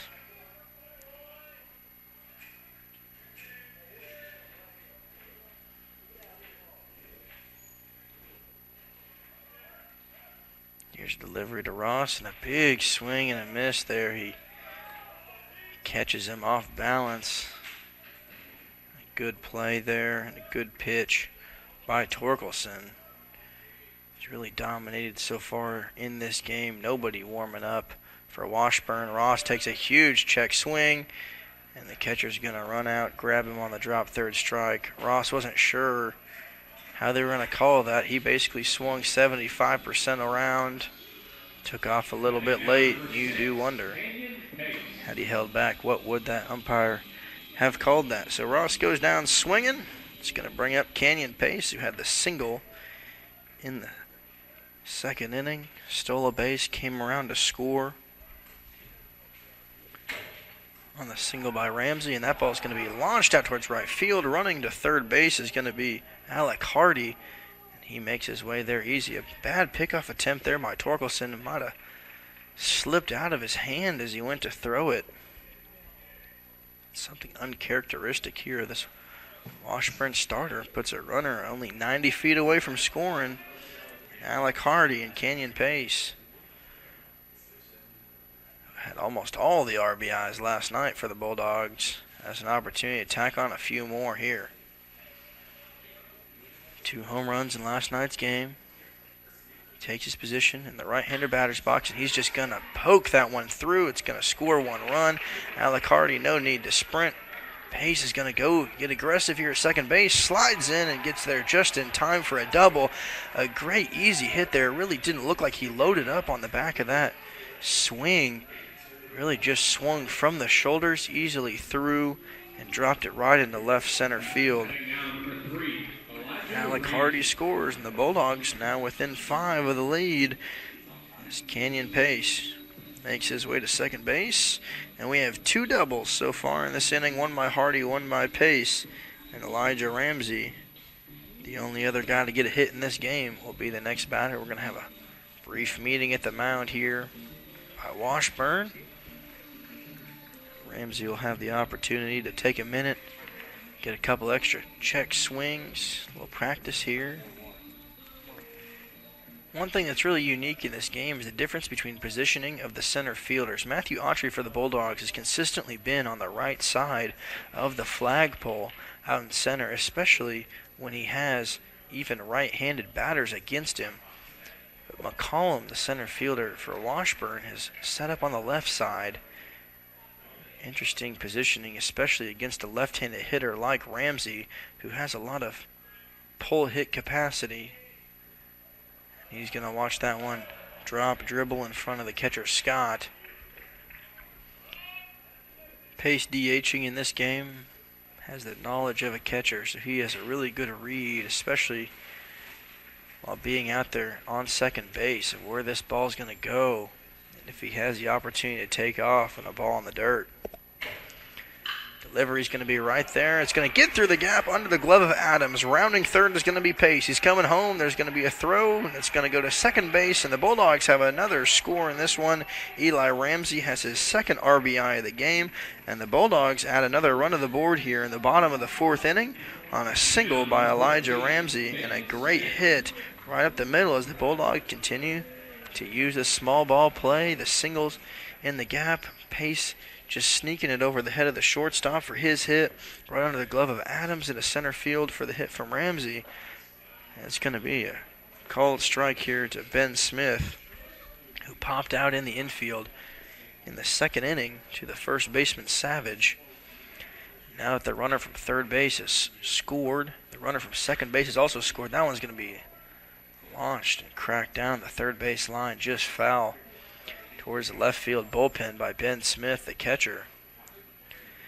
The infield, who is strategically set up for possible pickoff situations or a play at the plate, no longer has that worry. Ben Smith is going to take a crack at it, and that ball is going to get away from the catcher, Scott. Moving easily to second base is Ramsey. He had the full intention of stealing even before that pitch was dropped, and it really wasn't that much of a wild pitch. It didn't look like it was bouncing in the dirt. It was just a low ball right in the bottom of the zone, and Scott was unable to hold on to it, bobbled the ball, and decided to let Ramsey move into scoring position. So now the infield does have something to worry about. That's another runner in scoring position, and Ramsey, as Smith takes it just outside of the zone, and a good look there. Clapping proudly for their catcher as the Bulldog dugout.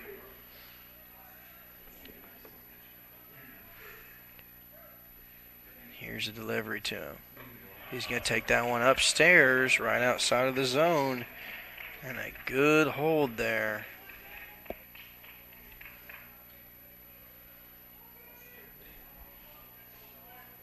Bulldogs have Joseph Huffstedler on deck, and that's going to ring up Ben Smith. They're going to say he went, but doesn't matter on that called strike there, as the Bulldogs are going to have a pinch hitter step into the game for the shortstop, Dylan Barrett. Interesting decision, as Barrett's had a really good defensive game so far. Joseph Huffstedler will get his first at-bat here. Umpire going to make the substitution in his scorebook. Huffstedler at Gibson County High School, transferred in from Bethel University. Played 2 seasons of baseball over there in McKenzie, Tennessee, about just a little bit, around an hour away here from Union. At Gibson County, he played 4 years of basketball and baseball on the field. He was named to All-District, helped his team to a district championship. He takes his first one in there for a college strike. Registered as a sophomore, just third year playing. He's had a couple opportunities at the plate so far this season. He's hitting .200. He's had 5 at-bats, 1 hit, 1 run scored. He started in 1 game. He has a walk and a strikeout. Interesting to see where the Bulldogs coaching staff will place him. See if they move him from his typical position to third, maybe to short, and that's going to be hit to the shortstop, Buck. It's a slow dribbler, and it's going to get there in time. A 6-3 ground out there for Huffstedler will take us to the top of the 5th inning. The Bulldogs add 2. The lead continues to close in here as the Bulldogs strike 2 more on the board. They find themselves down by 4. To the top of the 5th inning we go. Don't go anywhere. We'll be right back with you here for some more Bulldog baseball in just a brief moment.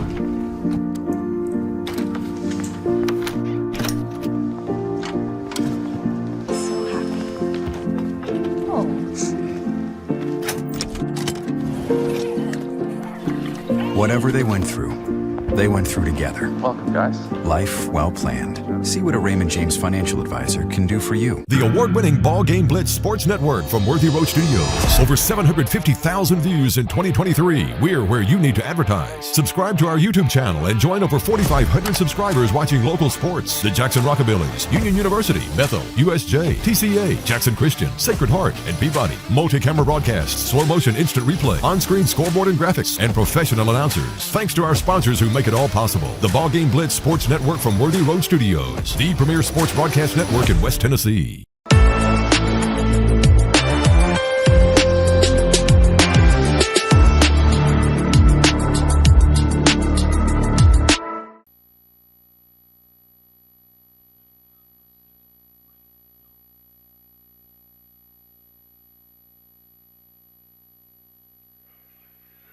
Defensive substitution here as Dylan Barrett exits the game. Joe Huffstedler, who just had the pinch hit opportunity, will take over at shortstop. So we got Sisk at third, Huffstedler at short, Alec Hardy at second, and Grant Ross at first. Alec Hardy shifting over significantly. So we see Adams at the plate. Here's a delivery to him. That's going to be out towards left field. Dropping back is going to be Ramsey. He's underneath it and hauls it in for the out. Jones flies out to left field. That'll be the first out here. Now Adams is up to the plate. Cole Smith having a great game so far. He's got 3 innings down under his belt. Throwing 44 pitches. He's given up 2 hits, 2 walks, struck out 3. He's faced 12 batters and throws that off speed. Just out of the zone there to Adams. Trey Adams, the second baseman in this game, flew out to center field. Matthew Autry made a good catch in the first inning. Came back up to the plate in the third inning. Singled to lead off that inning, and then Scott eliminated him from the base path in that 4-6-3 double play. Rolled by Alec Hardy in the third inning, and here's the pitch from Smith. It's going to be low and away. Unable to throw a strike here against Adams. So 3 balls, no strikes, 1 out. We'll see if they give him the green light. I suspect they do not. All the pressure here on Smith just to put something right down the middle of the plate. It's going to be a 4-pitch walk here issued to Adams. That's the 3rd batter of the game. Smith has walked. And it's going to bring up Scott.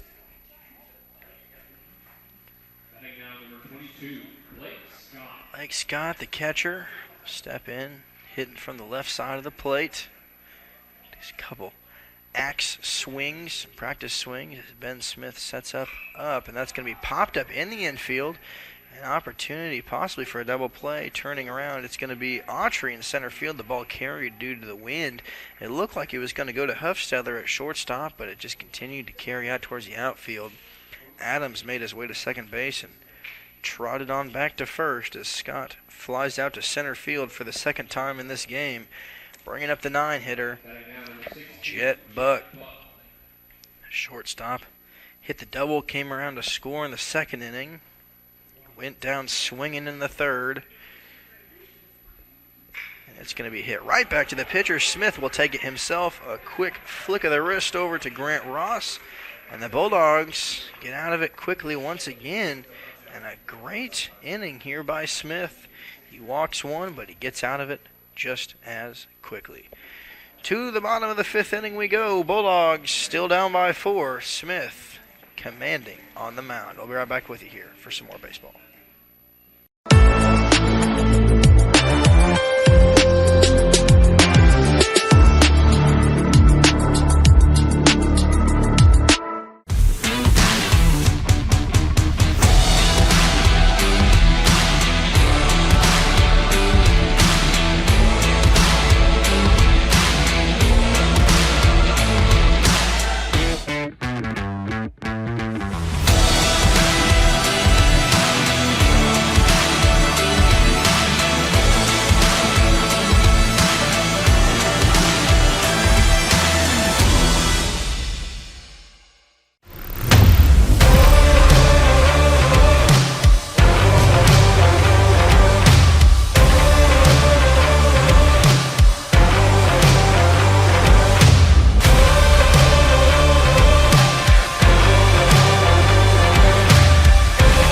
Dynamics Physical Therapy, your elite provider in sports medicine and performance. Now serving communities throughout West Tennessee.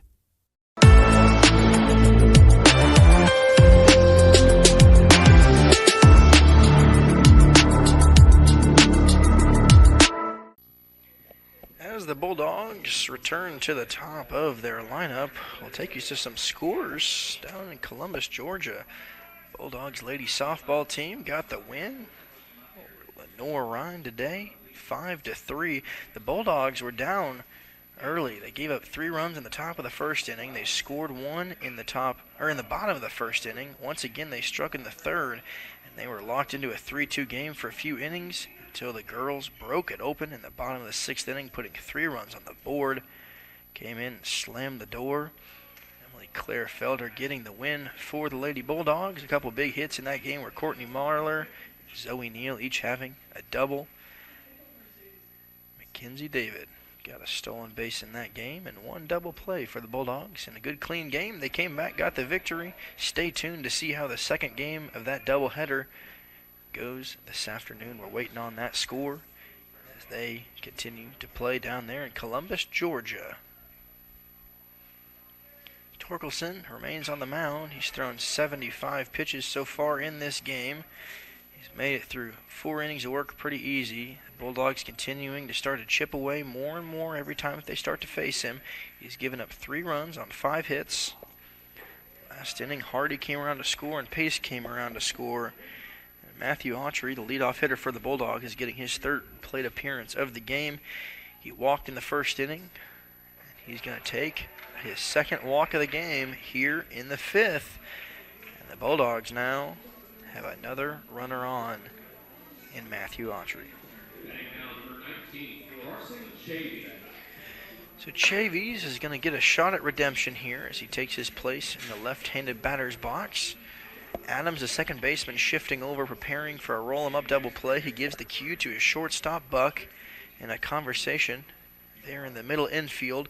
Savage will be holding Autry. We know Autry's got some speed. He's already stolen a base early. He's going to go for another one, and he's got it there as he slides into second base, throws the captain's salute, stands up to the dugout, and Autry will move into scoring position, eliminating the force out, and the infield will now shift as it will be the job of the shortstop, Buck, to protect Matthew Autry from taking another bag as he takes a big lead there. Carson Chavies struck out swinging in the first inning. Struck out swinging in the third inning, and he's looking to find the groove he was in last night, where he was tearing it up, taking that one for a called strike two. Autry moving quick. He's runs back and forth out there on the base path, trying to get in the head a little bit of Torkelson as he's in scoring position with no outs. Here's the pitch to Chavis. It's in the dirt. Scott knocks it down to protect Autry from ripping off third base. He's got 2 bags already stolen in this one.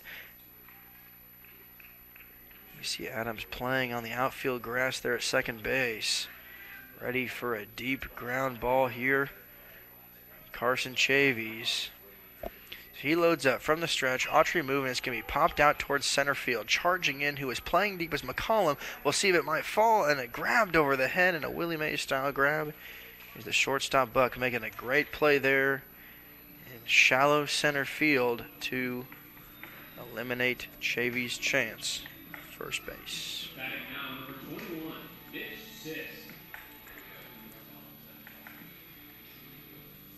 That's the first down and a pop fly. As we're going to see Mitch Sisk have an opportunity. We may go out to the bullpen here. As coach comes, has a conversation with Torkelson, and we'll be right back with you in a few brief moments.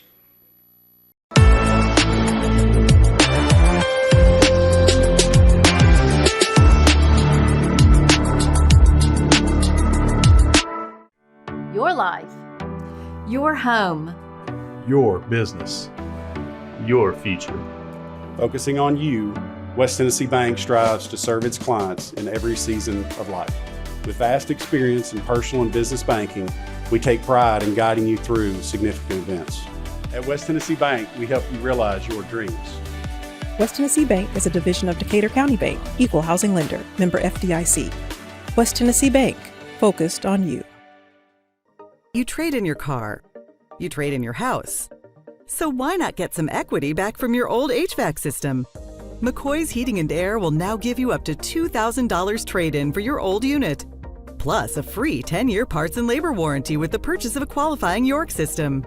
That's right. Trade in your old unit and get up to $2,000. Plus a free 10-year parts and labor warranty. For a limited time, only from McCoy's Heating and Air.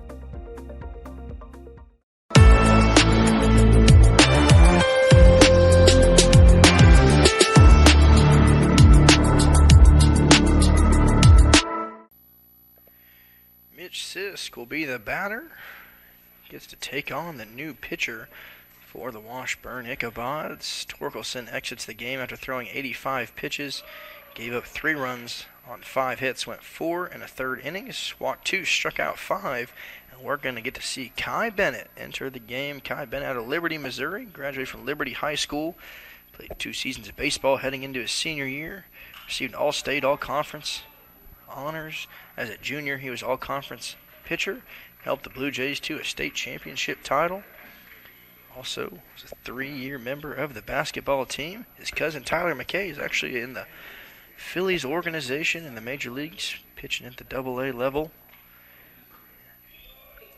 Kai Bennett enters this game. He's only played in 1 game so far in his career. That was on February 1st at Lynn, where he recorded an ERA of 18, which you love to hear that if you're a Bulldog fan.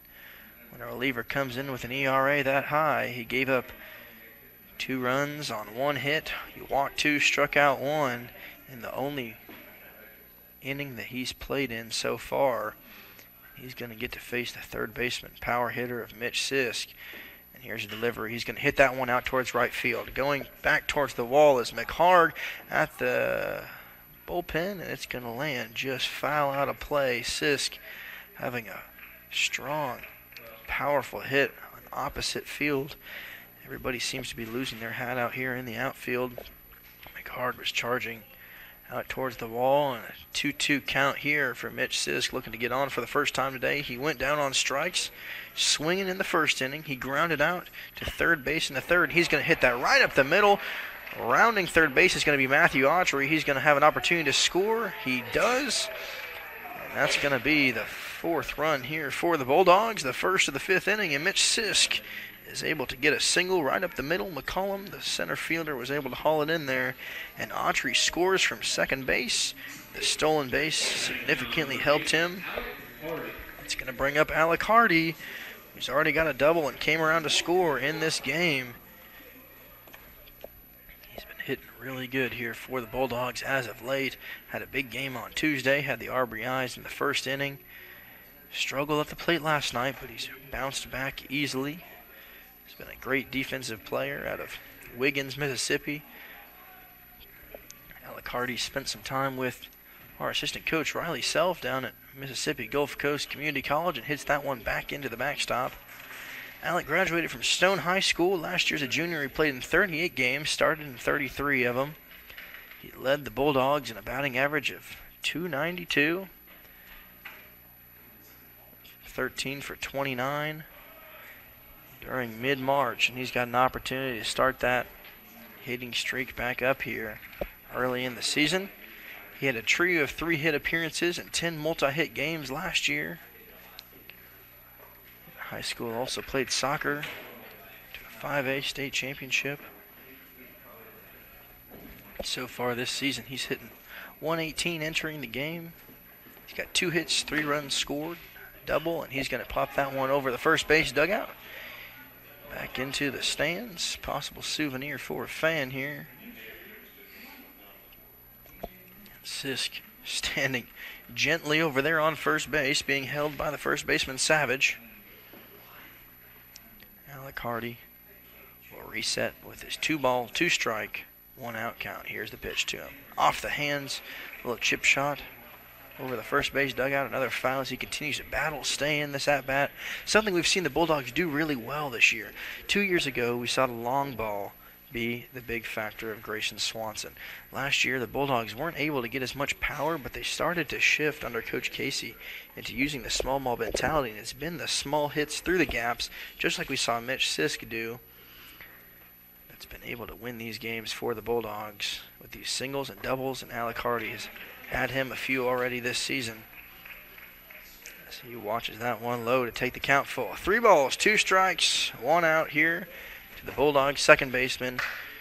Mitch Sisk will see if he takes off running here. He does. Runner going. It's going to be outside. Doesn't matter, and Alec Hardy is going to be on base. So Sisk makes his way over to second base. He was stealing either way. Alec Hardy has the walk. The Bulldogs have 2 on with only 1 out.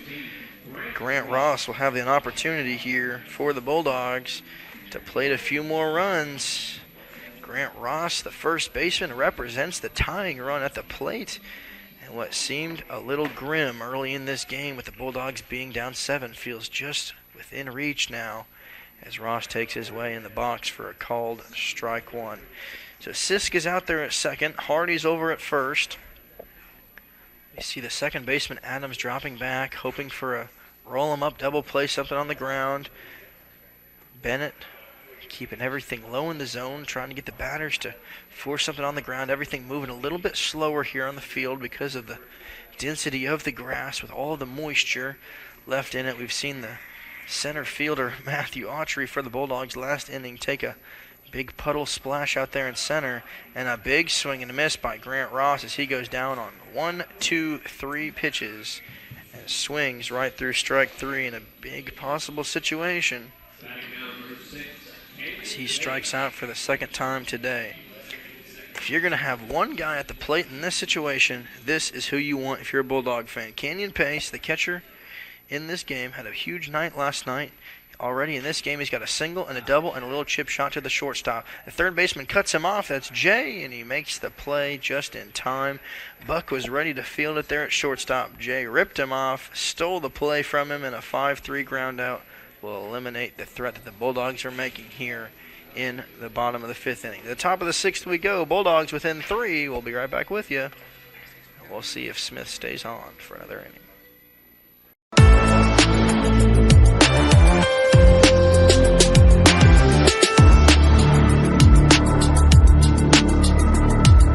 Are you looking for a Christian college or are starting the college search process? I want to take a second to tell you about my school, Union University in Jackson, Tennessee. Union is a private, 4-year university known for its rigorous academics, Christ-centered community, and the success of its graduates. My favorite part about Union is the faculty. The professors here are so intentional about helping students grow not only academically, but also spiritually. You should check out Union for yourself. Come for a visit. I know you'll love it. At Union University, you'll be transformed.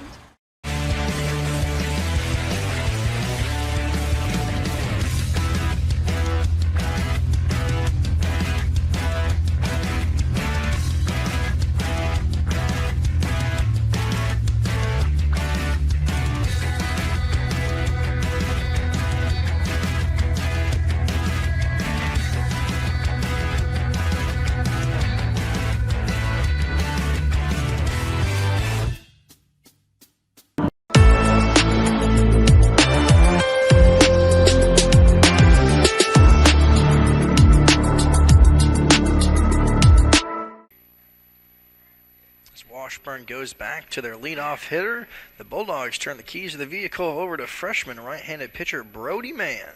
Take over for Cole Smith. Smith went 48 pitches, 3 2/3 innings, only giving up 2 hits, no runs, 3 walks, struck out 3 batters of the 15 that he faced in a really good appearance in his first collegiate pitching appearance for Cole Smith. So Brody Mann will enter this game. We got to see him earlier at home on Tuesday when he faced Lane College. He started off struggling a little bit.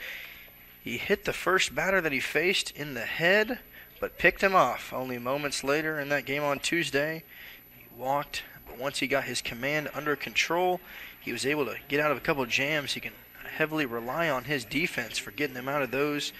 There's a 5-4-3 double play in that second inning.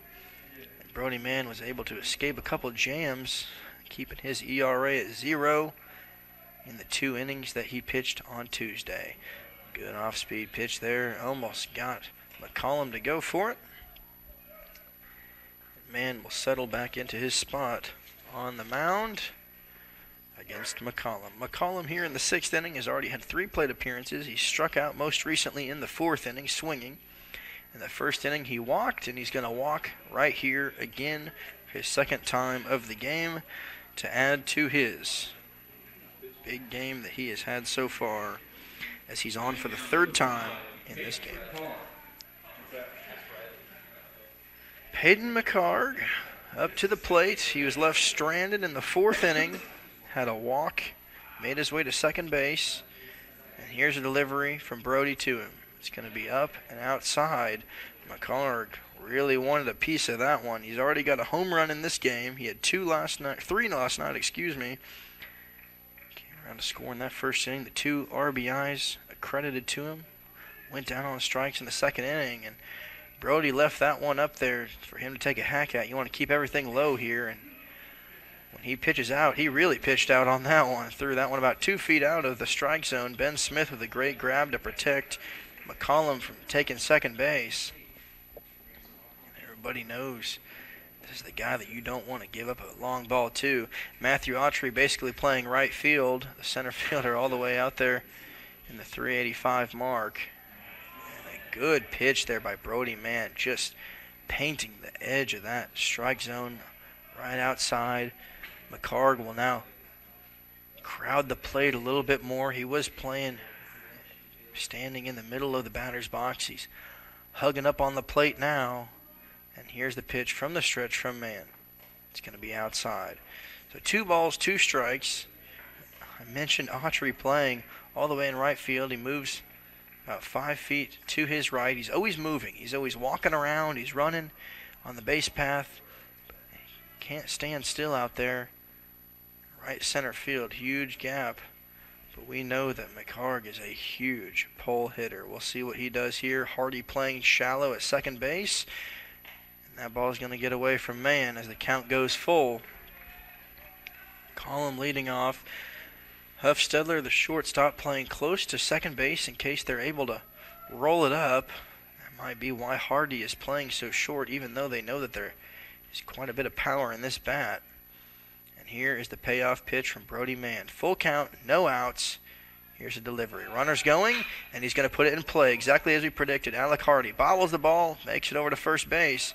It's a good thing he was playing shallow, as that little dribbler made it to him. A good heads-up base running there by McCollum was able to get in time, take off running on the full count. McHarg is retired on that ground out, but moving over his runner into scoring position for Easton Bruce as he takes control of the driver's seat. Bruce, so far in this game, flew out to left field. A good play by Eli Ramsey in the first inning to retire him. The second inning he singled, was left stranded at second base. In the fourth inning he singled as well, left at first. Bruce will have an opportunity to knock in a run. Washburn has been scoreless since the second inning. They put up 5 runs in the first, 2 in the second, and a pickoff attempt here by Brody Mann as he spins around, catching McCollum off balance, runs back in. Huffsteller, the shortstop, in replacement for Dylan Barrett. Interesting to give him an opportunity. Barrett has played really well so far as of late for the Bulldogs in his first season with Union. Has great chemistry with Mitch Sisk and Alec Hardy. Turned 6 double plays already. And here's a delivery. A big swing and a miss. Ben Smith fakes the throw down to second. We got a 1-ball, 1-strike count here to Easton Bruce. Steps back into the box.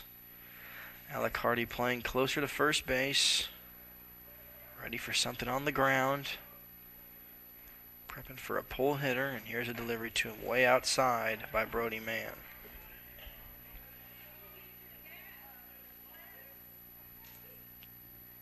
Easton Bruce out of Kearney, Nebraska. His third season with Washburn. Played all 52 games last season.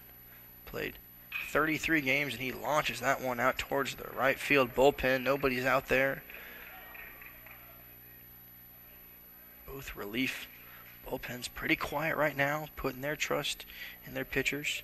Brody Mann coming into the game for the Bulldogs. Kai Bennett coming into the game for Washburn. We'll see if each of them can go a few innings. Don't forget we have a doubleheader, so the second game will be about 45 minutes after the conclusion of this one. So don't go anywhere. Grab your snacks, your evening dinner. Go get the stove ready here in the late innings. Join us for the second game of this doubleheader. We'll be back with you again tomorrow for the 4th and final game of this 4-game series. The Bulldogs will end their stretch of 8 games in 10 days. A busy schedule for Coach Casey McGee's squad here, as Brody Mann gets Bruce to swing through that one. So 2 balls, 2 strikes, 1 out. Here to the Washburn left fielder. Quiet ballpark today. Thankfully the rain has seemingly gone away. It was kind of an annoying mist for a long time. Fans had their umbrellas out, but a lot of those have closed up, gone back in the purses. And that ball is going to be right outside the zone here to take the count full. The wind still being commanding 12 degrees. We mentioned that there's gusts up to 24 miles per hour. Towards the north, and here's a payoff pitch. A swing and a miss. He goes down on strikes. Bruce swings right through that one, and Brody Mann gets him on the full count, and that's going to bring up the cleanup hitter in Savage. Good pitch placement there by Brody Mann, keeping it low in the zone. Bruce thought he had a good look at that one. He sure had a shot, but he snuck it right underneath the bat. Bruce Savage, first baseman, will now have an opportunity to try to plate his runner out there in scoring position. McCollum has been waiting on something for a while. McHarg moved him over on the ground out, and Bruce swung right through that one for the second out. So Savage, who had a walk in the first, came around to score. He struck out swinging in the second inning, flew out to center field in the fourth, and from the stretch is Brody Mann, who has an opportunity to get out at yet another jam as he puts that one just outside of the strike zone. A good fastball on the outside of the plate. So Alec Hardy will now take command of pickoff duties in the middle infield, as the righty Savage is expected to be a pull hitter Huffstedler, the shortstop, and there's a pickoff attempt there by Brody Mann. Alicardi was there. Good placement. But McCollum got back with ease, slid underneath it, and no chance opportunity there for the Bulldogs to pick off center fielder for Washburn. So here we are in the top of the 6th inning. Washburn's got 7 runs on 8 hits. Bulldogs have 4 runs on 6 hits. Here's a delivery from Mann. It's in on the hands. Almost took a swing at it, and the count goes to 3 balls, no strikes. Mann struggling a little bit with his control. He'll be electric, then he'll be off, and we'll see if he's able to do something here. The question is, do you give your cleanup hitter the green light here with a 3-ball, 0-strike situation? And that's going to be right down the middle for a called strike.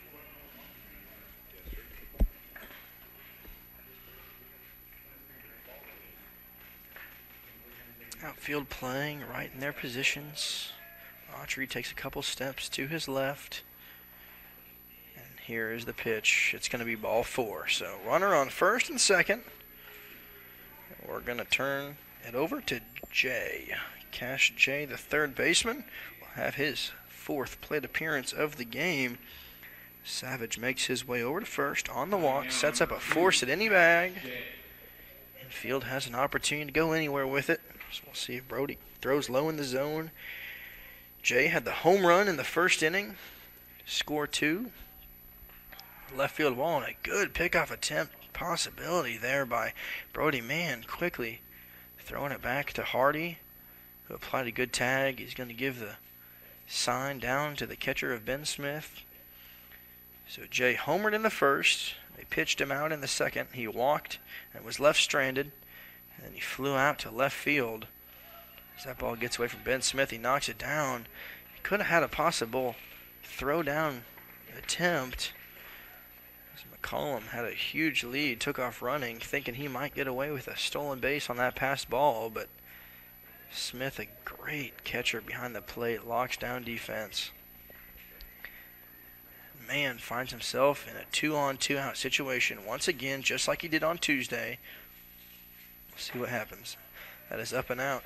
It was a weird situation on Tuesday for Brody Mann to get out of the first inning. He was able to escape, luckily, by a batter's interference. They called the batter out on the interference, and the stolen base attempt a second out as well. And so that's going to get away from Smith. It bounces and actually goes back to the plate. So McCollum will move over. Savage was not ready or prepared to do the same. And it's going to set up a first and third situation. We're going to have a brief meeting at the mound, catch our breath, get everything used to it as Mann's command is struggling. He's thrown 4 straight balls here. We'll be right back with you for some more Bulldog baseball in a brief second after this meeting at the mound.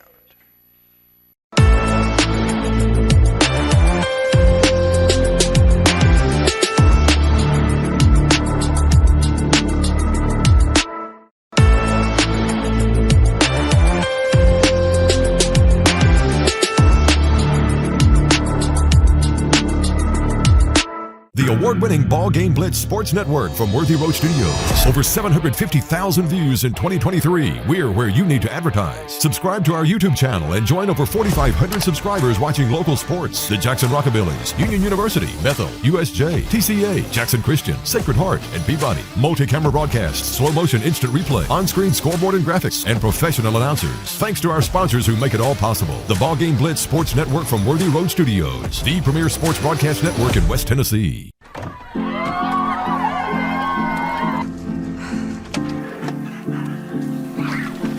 I get some help? What just happened?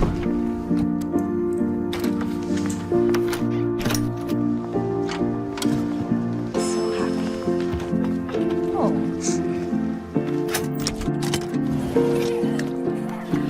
Whatever they went through together. Welcome, guys. Life well planned. See what a Raymond James financial advisor can do for you.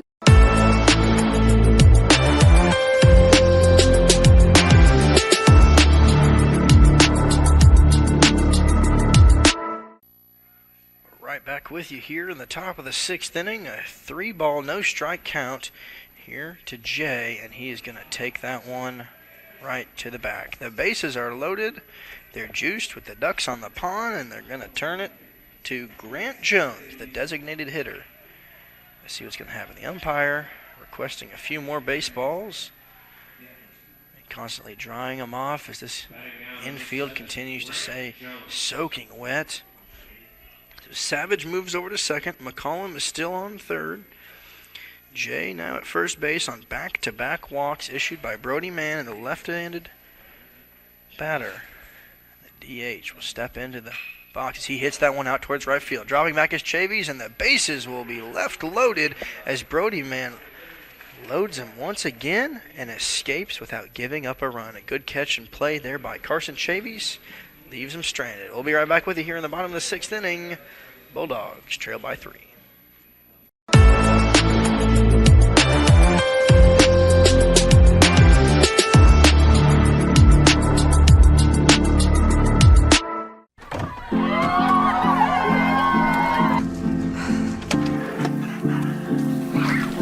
Can I get some help? So happy.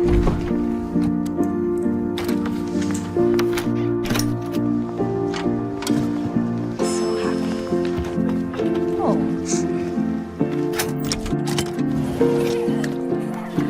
Whatever they went through together. Welcome, guys. Life well planned. See what a Raymond James financial advisor can do for you. When you hear our name, know that it comes with a promise to give back to the community that built us, a promise to provide a human touch in a world that is becoming more automated. Ever since we put our roots down in Jackson in 1996, we have aspired to be community-focused by supporting programs and organizations that are important to our city. At First Bank, it is our mission to be present in our community and to continue the belief that when you bank local, you get more. Member FDIC.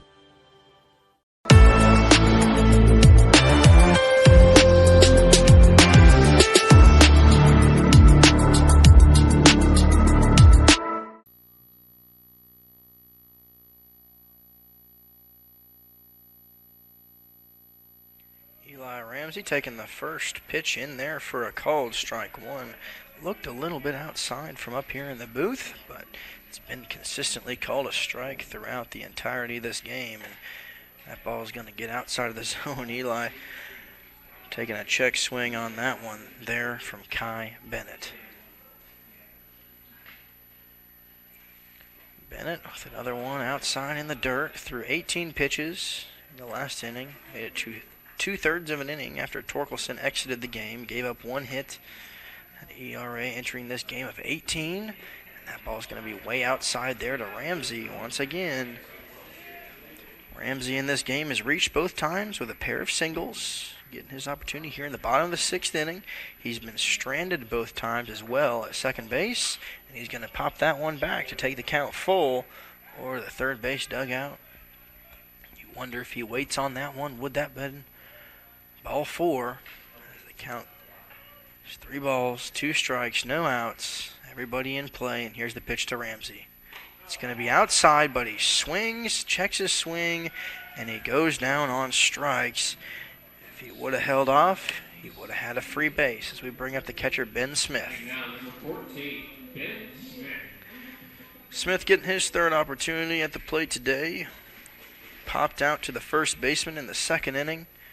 Went down swinging in the fourth inning. Takes the first one in there for a ball. Kai Bennett from the full windup. Puts it in there for a strike to the catcher, Ben Smith.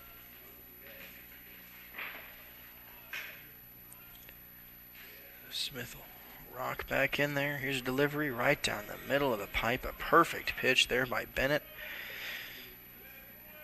Smith, so far this season, has been unable to record a hit in his 5 at-bats. That one's going to be way outside. A good waiting delivery there by Smith. Kai Bennett will head back to the mound. Slow and steady, trying to keep the Bulldogs from closing in on that lead that they've got. As it takes the count full and back-to-back batters. Good plate discipline there by Ben Smith. Waiting on the pitch. Smith has struck out in 4 of his 5 at-bats so far this season.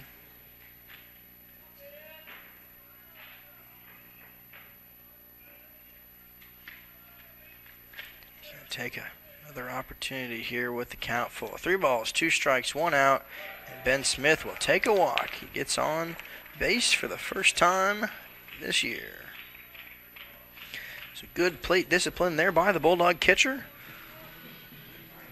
Looks like we're going to have Joe Huffstedler. He came in to pinch hit for Dylan Barrett. Interesting situation. Barrett seemed to be doing pretty good defensively and on the other side, but Will Allen Smith will now enter the game for Ben Smith as the pinch runner over there at first base. Lots of speed there by Will Allen Smith. Also plays a little bit of third base. So what I suspect is that Kenyon Pace may take over behind the plate for the Bulldogs. Smith exiting the game now, of course, with the pinch hitter. That ball's going to get away, and Will Allen Smith will make his way over to second base for Smith.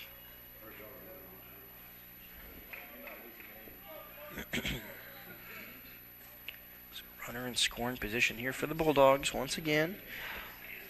On deck, we go back to Matthew Autry. Smith, starfish position there. A generous lead. Lots of speed there by the sophomore infielder at second.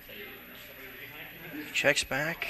Delivery's going to be just on the outside of the zone. That's that pesky pitch that Bennett's been able to throw. I don't think I've seen a single Bulldog swing at it. It's on the outside of the zone, especially difficult for left-handed batters, and that one's going to be in the dirt and away. So 2 balls, 2 strikes, 1 out. The Bulldogs enter hour number 2 of this game. Here's a delivery. It's going to drill him right in the back, and it's going to put 2 on here with 1 out. As Huffstedler takes one for the team, the boys say, "We got ice. We're ready for it."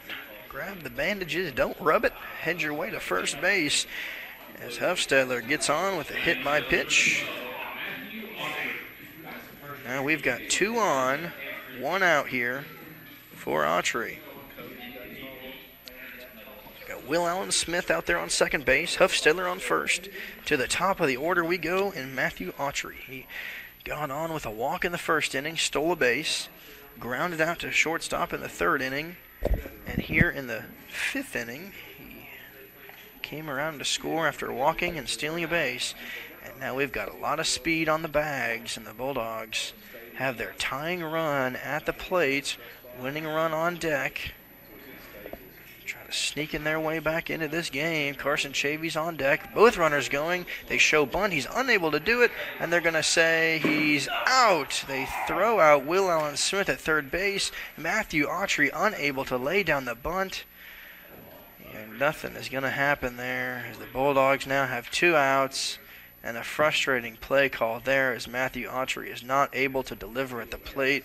Looked like he was going to do a emergency bunt situation, unable to deliver, and the Bulldogs lose a runner off the base path and Will Allen Smith. Huffstedler now does move over to second base. So we got 1 runner on, no forced play. And Autry has a 3-ball, no strike count. Here's a delivery to him. Way outside, ball 4. It's a 4-pitch walk, and the bases would be loaded had we called something else, and Autry was able to get something down on that. But a good play there by the catcher, Scott, with Carson Chavy's coming up to the plate. Chavy's done cleaned house last night. He went 3 for 4 with 1 run and RBI, but this afternoon he struggled at the plate, and it looks like that may do it here for Kai Bennett. They're going to have a meeting at the mound. They give him the pat on the back. Coach will look out to the bullpen. We'll be right back with you here after a few meetings at the mound.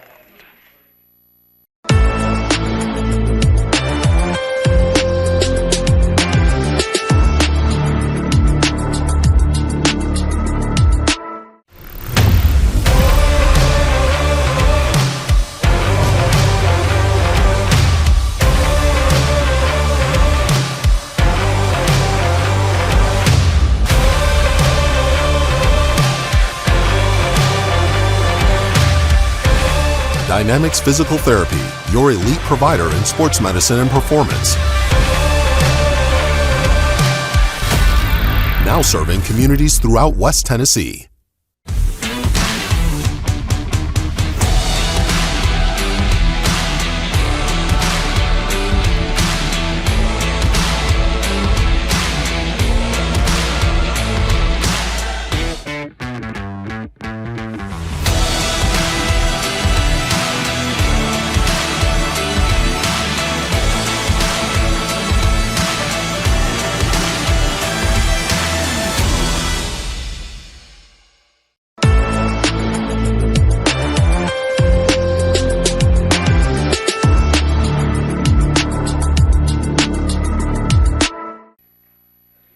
Washburn Ichabods are going to leave their trust in Kai Bennett here to face Carson Chavies.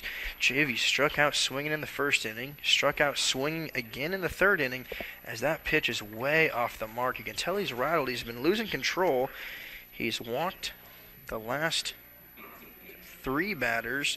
He actually hit one with a pitch. Huffstedler took the pitch to the back. But that's been three straight batters that have gone on base in a free situation that was not a hit. That one about hit Chavies in the booty there. He had a pop fly in the fifth inning. He was retired by the shortstop Buck. And he's got a 2-0 count to him. And there it is, called strike. That's been the first strike in about 9 pitches here from Bennett. And Chavies is totally fine sitting and waiting for his opportunity to get his money pitch. There's going to be a called strike too. A good delivery there from Bennett. 2 balls, 2 strikes, 2 runners on, 2 outs, and the Bulldogs are down by 3. Chavies in his 4th plate appearance has to protect. He is going to get a piece of that. They're going to say that it went off the bat. He got a little nick of it. And it rolls down as Chavies protects the plate. It almost looked like a swing and a miss from up here. Carson was able just to get a piece of it. Staying alive here in the bottom of the 6th inning.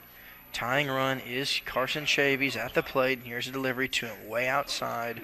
It's going to take the count full. So 3 balls, 2 strikes, 2 outs, 2 runners on. Runner out there at second base is the shortstop Huffstedler. At first base, leadoff hitter Matthew Autry. Autry on for the 3rd time today. Both runners going. It's going to look like it's going to get in the gap. One run is going to come around to score. That's going to be Huffstedler. We'll see if they hold Autry at 3rd. They do. And Carson Chavies is going to have an RBI single here in the bottom of the 6th inning, plating Huffstedler all the way from second base. And a good play there as they send him home. So Autry goes from 1st to 3rd. Huffstedler comes home to score, and Chavies gets on for the first time today in a beautiful single right through the gap of Savage and Adam. Looking over to the dugout is Kai Bennett in a plea for help, and he's not going to get one here.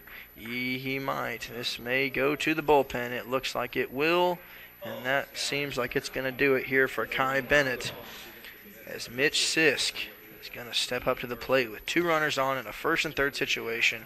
We'll be right back with you after this brief pitching change here for Washburn.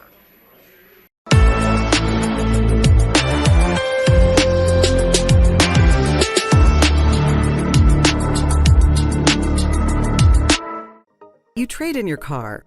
You trade in your house. So why not get some equity back from your old HVAC system? McCoy's Heating and Air will now give you up to $2,000 trade-in for your old unit. Plus a free 10-year parts and labor warranty with the purchase of a qualifying York system. That's right. Trade in your old unit and get up to $2,000. Plus a free 10-year parts and labor warranty. For a limited time, only from McCoy's Heating and Air. Your life. Your home. Your business. Your future. Focusing on you, West Tennessee Bank strives to serve its clients in every season of life. With vast experience in personal and business banking, we take pride in guiding you through significant events. At West Tennessee Bank, we help you realize your dreams. West Tennessee Bank is a division of Decatur County Bank, equal housing lender, member FDIC. West Tennessee Bank, focused on you.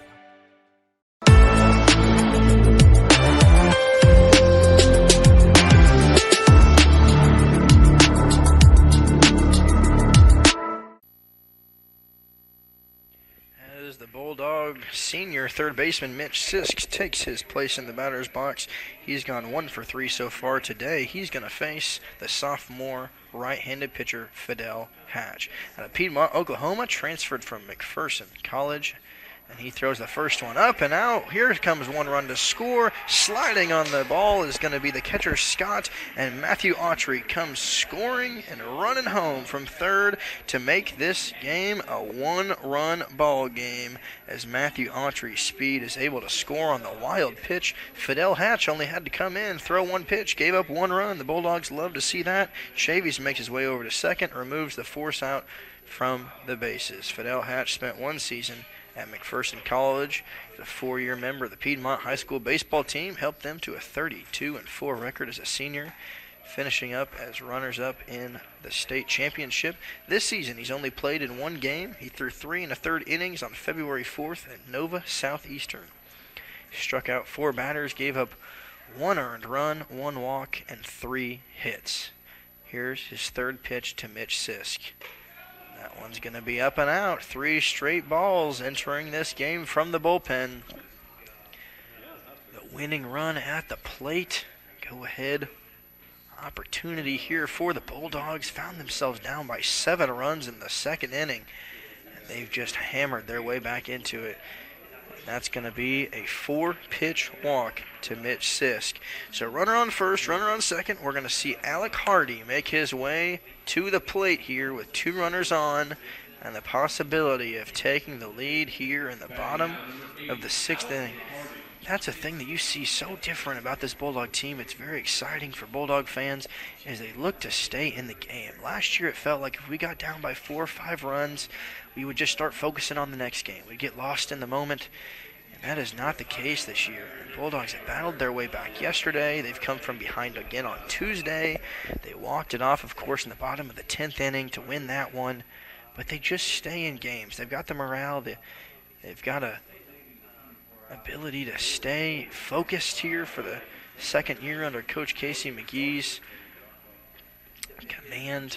A lot of new guys that he's brought in. Of course, his first recruiting class this season, bringing in 13 new guys, 9 of which are freshmen. And here's the delivery to Alec Hardy. It's going to be right up the middle. It's going to go to the outfield. It's going to get past Adams. Coming around to score is going to be Chavis. He'll play at the plate. Is going to be a score at home. The Bulldogs tie up the game. Mitch Sisk is safe at second. Alec Hardy safe at first. McCollum looked like he was going to throw home and decided to go for the out at second, and he was unable to get either. Alec Hardy ties the game here at 7 apiece, and Chavis comes all the way home from second base. Sisk moves over from first to second, and Alec Hardy gets his single and his 2nd hit of the game to give the Bulldogs the tying run. And Grant Ross, the sophomore first baseman, has the opportunity to crack the lead. From the stretch, here's the pitch. It's going to be outside from Hatch. Grant Ross is going to have his opportunity to get on base for the first time today. He flew out to left field in the 2nd inning. He was real close to getting it out of the ballpark. In the 4th and the 5th inning, he struck out swinging. And now he has a redemption arc moment here for the Bulldogs. 2 balls, no strikes, the count to him. Runner on first is Alec Hardy. Sisk out there at second. Adams now dropping back into position in case there's a roll-up play. Force in any bag for the defense here from Washburn, but the Bulldogs have put up 3 runs here in the bottom of the 6th and possibly more. Here's the play. To the shortstop. He throws it over to second, and they're going to get out of the jam. Buck takes it to Adams.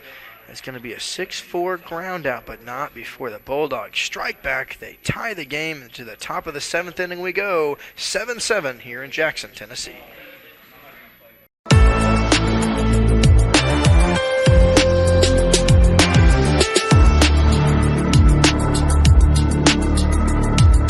Are you looking for a Christian college or are starting the college search process?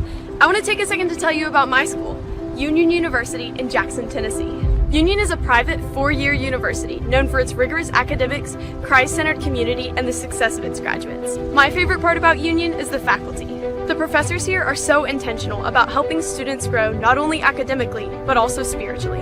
You should check out Union for yourself. Come for a visit. I know you'll love it. At Union University, you'll be transformed.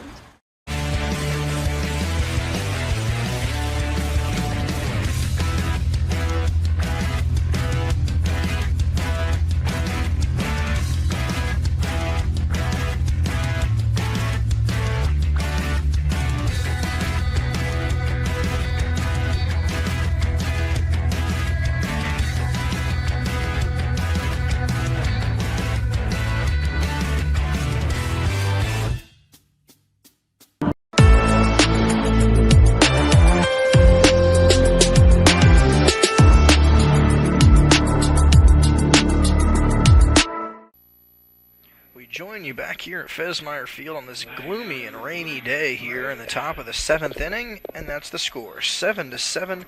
The Washburn Ichabods and the Bulldogs are tied in this one. The Bulldogs work their way back in after being down 7-0 early in this game. Brody Mann will stay on as the pitcher. He will become the pitcher of record here in this one, and a new catcher enters the game. That's Caden Cottrell behind the plate. The Henderson, Tennessee Beach High School native. Caden last year as a sophomore played in 20 games, 11 starts, 283 for the Bulldogs last year and 46 at-bats. Brings a lot of energy and leadership to this team, and here's a delivery from Mann. Right down the center of the pipe, a great pitch there by Brody Mann to the Ichabod second baseman in Trey Adams. Adams here at the plate. Take a little crack at that one. Goes over the first base dugout. So far in this game, Adams flew out to center field in the first inning. He hit a single in the third, but was eliminated from the base path in the double play that Scott hit into. In the 5th inning, he walked and was left stranded. So Brody Mann loading up, taking his time on the mound. Left side infield, playing in the middle of the dirt, and a good pitch there by Brody is not going to get the call that he was looking for. And a 2-2 count here against the second baseman for the Ichabods. Man looks back, has an opportunity to throw one more outside, and it's going to be launched up in the air. Dropping back is the left fielder Ramsey. He's going to actually run in on it now. At the last second, he took the footing back, took 3 steps, and makes the grab out there in mid-left field to retire the second baseman for Washburn.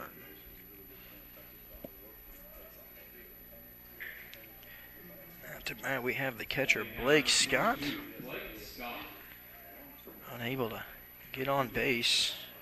The only batter for Washburn to not reach base yet in this game. Everybody else has found their way on one way or the other, and a good off-speed pitch there by Brody Mann is unable to get Scott to chase. 1-0 the count here. So far in this game, Scott has kept center fielder Matthew Autry busy. He's flown out to center field in the first inning and the 5th inning, and that's going to be a little dribbler to Alicardi at second. Quick grab, throws over to first, and a 4-3 ground out will retire Scott. And Brody Mann has himself 2 quick outs here in the top of the 7th inning. As we will now see the shortstop Jet Buck have his opportunity. So it's been a total flip of the script here as we enter into the later innings. Washburn took full command of the first 2 innings, putting up 5 runs in the first inning, 2 runs in the second inning, and then the Bulldogs just charged right on back. They put up 1 run in the bottom of the second inning. They put 2 up in the 4th, 1 up in the 5th, and 3 in the bottom of the 6th to tie this game. And it's been 4 scoreless innings here, hopefully 5, approximately 2 strikes away. Going 5 scoreless innings by Bulldog relief pitching. Love to see that here. Something that the Bulldogs have been working tremendously on. Tony struggled really early in this game. He got the start, went 1 1/3 innings. They pulled him. Cole Smith came in, slammed the door on any opportunity for Washburn to score.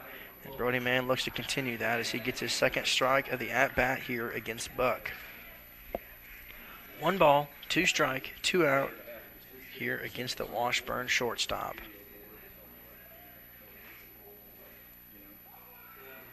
Brody now from the stretch, even though there's no runners on. Here's a delivery. A swing and a miss. He got him, and Buck goes down with a big can of whipped cream on that one. He goes 1, 2, 3. Brody man retires the side. It's time to stretch here in Jackson. To the bottom of the 7th inning we go. Tie game.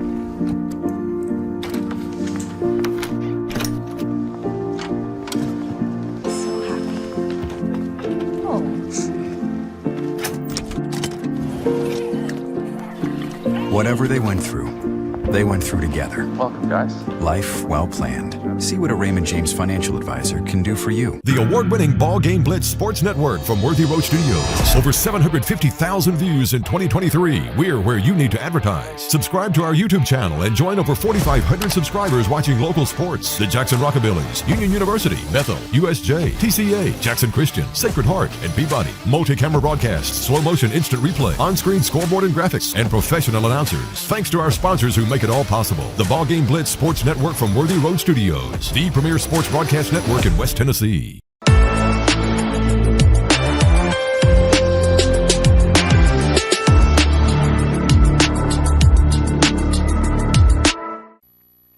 As we go to the bottom of the 7th inning, we have our 3rd pitching change of the game for Washburn. They now have used more pitchers than the Bulldogs have. Torkelson went 4 1/3 innings, Bennett went 1 1/3 inning, and then Hatch only had to come on, get 1 out, and he heads back to the dugout after getting out of that jam. And we're going to see Grant Zwald enter into the game. Zwald, a senior right-handed pitcher, has only pitched in 1 game this season, and the very first pitch that he releases drills Canyon Pace in the back of the head. So he heads to first base on the hit by pitch. You can hear a few boos coming from the crowd and the dugout here as Grant Zwald releases 1 pitch, and that drills Canyon a free trip to first base. So far this season, Zwald has a 0 ERA. He's only appeared in 1 game. He went 4 innings, giving up 2 hits, no runs, struck out 5. He gave out a double, and that is his 2nd hit by a pitch of the game. Another defensive substitution here for the Ichabods is Hayden Priest taking over behind the plate as Scott exits the game after 6 innings of work. Canyon Pace leads things off for the Bulldogs. He's over at first base now. We see Eli Ramsey at the plate. He's had a good game so far. Shows bunt, pulls back at the last minute. Charging in from third base is Jay. Cash Jay was getting as close as he possibly could. Eli Ramsey threatened with a bunt. He has a pair of singles so far in this game. Was left stranded twice at second base in both the 2nd inning and the 4th inning. He struck out swinging on a difficult play, easily taking over down there at second base. Moves over the runner, and we got a runner in scoring position here at second for Eli Ramsey to knock in. That's Colby Davis out there, the pinch runner for Canyon Pace. Bulldogs really trying to win this game. Interesting to pull Pace from the game. It's a tough situation to make as a coach, unless Pace moves into the catcher position. We'll see how Coach Casey moves things around for this Bulldog lineup. Pace has been tearing it up. He's got a single, a double, been on base 3 times. So Davis out there at second. Here's the pitch. Pulls back, and that's going to be a called strike there against Eli Ramsey. Charging in was the first baseman, Savage, over there at first base. As he showed bunt. So 3 balls, 1 strike. Colby Davis just lasered his way to second base. Full sprint, kicked on the wheels. And that's going to be a walk here to Eli Ramsey as he makes his way over to first. The Bulldogs look to threaten. Winning run now in scoring position there at second base. And Caden Cottrell will get his first at-bat of the game here for the Bulldogs.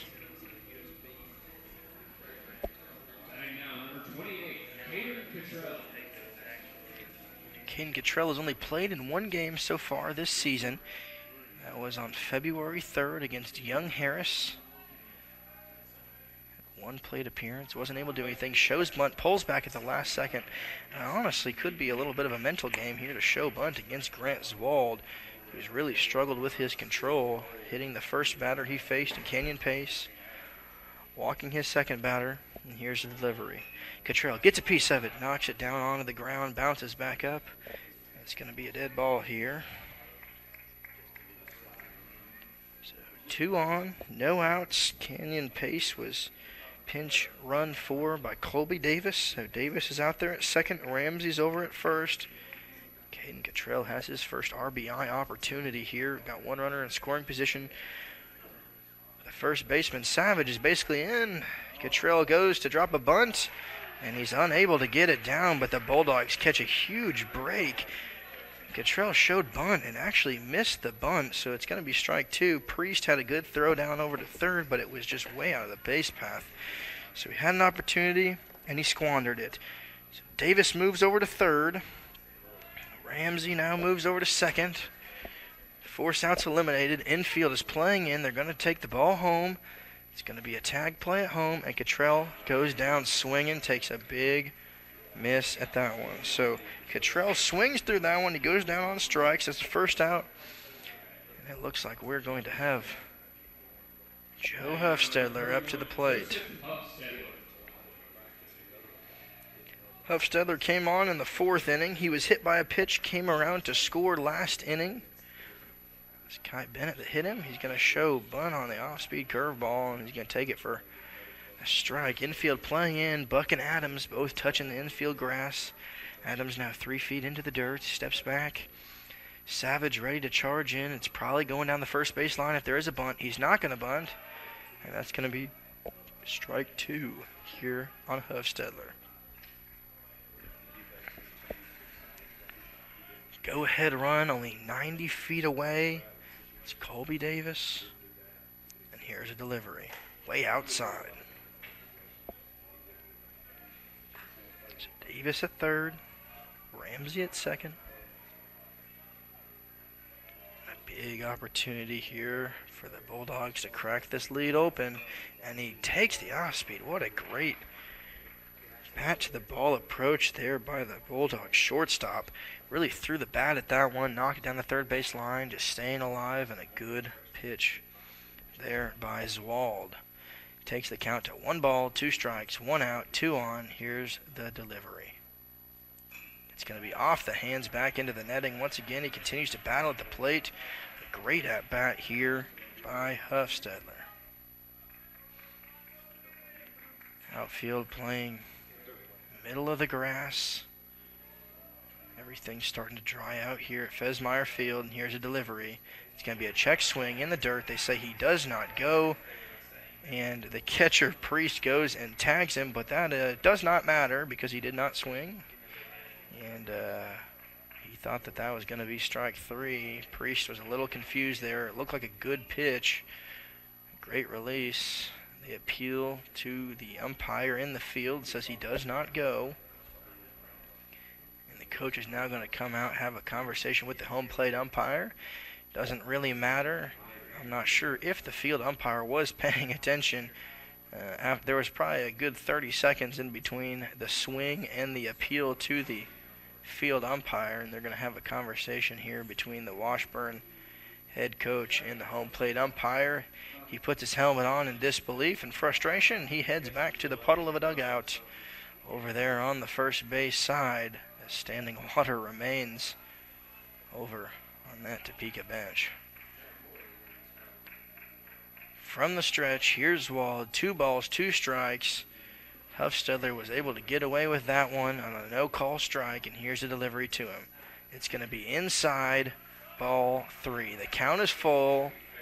Big moment. All of the pressure here on Zwald. 3 balls, 2 strikes, full count, 1 out, runner on second, runner on third. Go ahead run, 90 feet away, infield, playing in, ready for a play at the plate. Here's the pitch. It's going to be fouled off over the first base dugout out towards the vehicles. And pray we've got insurance out there on that foul ball, as one of the Bulldog relievers runs out to reclaim that souvenir baseball. Same situation, full count. Here's a delivery. An off-speed dribbler back to the pitcher. Zwald's going to grab it, take it home. They're going to be a play at the plate. They're going to throw him out. They say that Priest made the tag. Colby Davis is out at the plate, and a good heads-up play there by the Washburn defense, taking the play home, avoiding giving up the go-ahead run. So Canyon Pace's replacement, Colby Davis, out at the plate. So Ramsey moves over to third on the fielder's choice.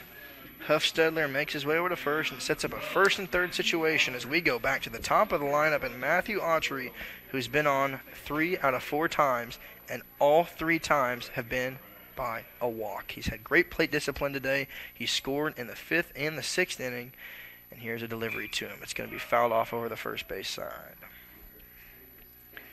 Autry walked to lead off the game, stole a base once again in the 5th inning. 2 scores, and really has just been a good plate discipline, force to be reckoned with, covered in dirt. After both stolen base attempts, we see the third baseman, Jay, playing pretty shallow. The runner is going on the first and third situation. Priest is going to have a no contest chance, and Huffstedler will make his way over to second base.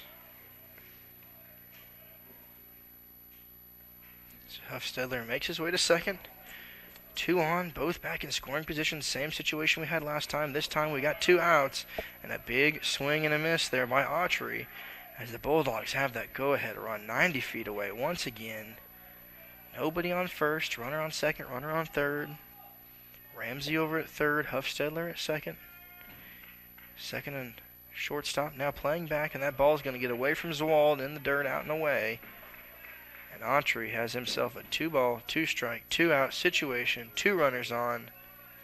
And a big moment here as both teams have 8 hits, 7 runs. Washburn's got 1 error, the Bulldogs have none, and here's a delivery. And a big foul ball there by Autry. He swung with everything he had on that one. And just dropped it back into the netting. As he continues to stay alive at the plate. This is the moment the Bulldogs need. They've been looking for this break. They've had great plate discipline throughout the game. Nobody warming up in either bullpen. They're sticking with their pitchers. And here is the delivery from senior right-handed pitcher Grant Zwald. Autry's going to launch it out towards right field. It's a little blooper. Charging in is going to be the right fielder, and he makes a diving grab to save the game. That's McHarg out there in right field. Of course, he's had a great few games offensively with the home runs, and he makes a diving play to save the tie game and rob Matthew Autry of the go-ahead RBI. To the 8th inning we go. It's 7-7 here in Jackson. Don't go anywhere. We'll be right back with you here at Fesmeyer Field on the campus of Union University.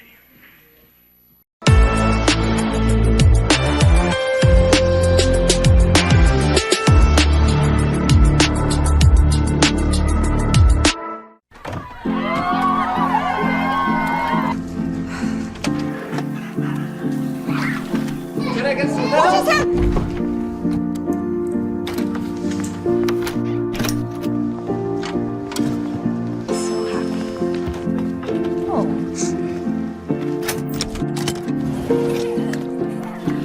Whatever they went through together. Welcome, guys. Life well planned. See what a Raymond James financial advisor can do for you. When you hear our name, know that it comes with a promise to give back to the community that built us, a promise to provide a human touch in a world that is becoming more automated. Ever since we put our roots down in Jackson in 1996, we have aspired to be community-focused by supporting programs and organizations that are important to our city. At First Bank, it is our mission to be present in our community and to continue the belief that when you bank local, you get more. Member FDIC.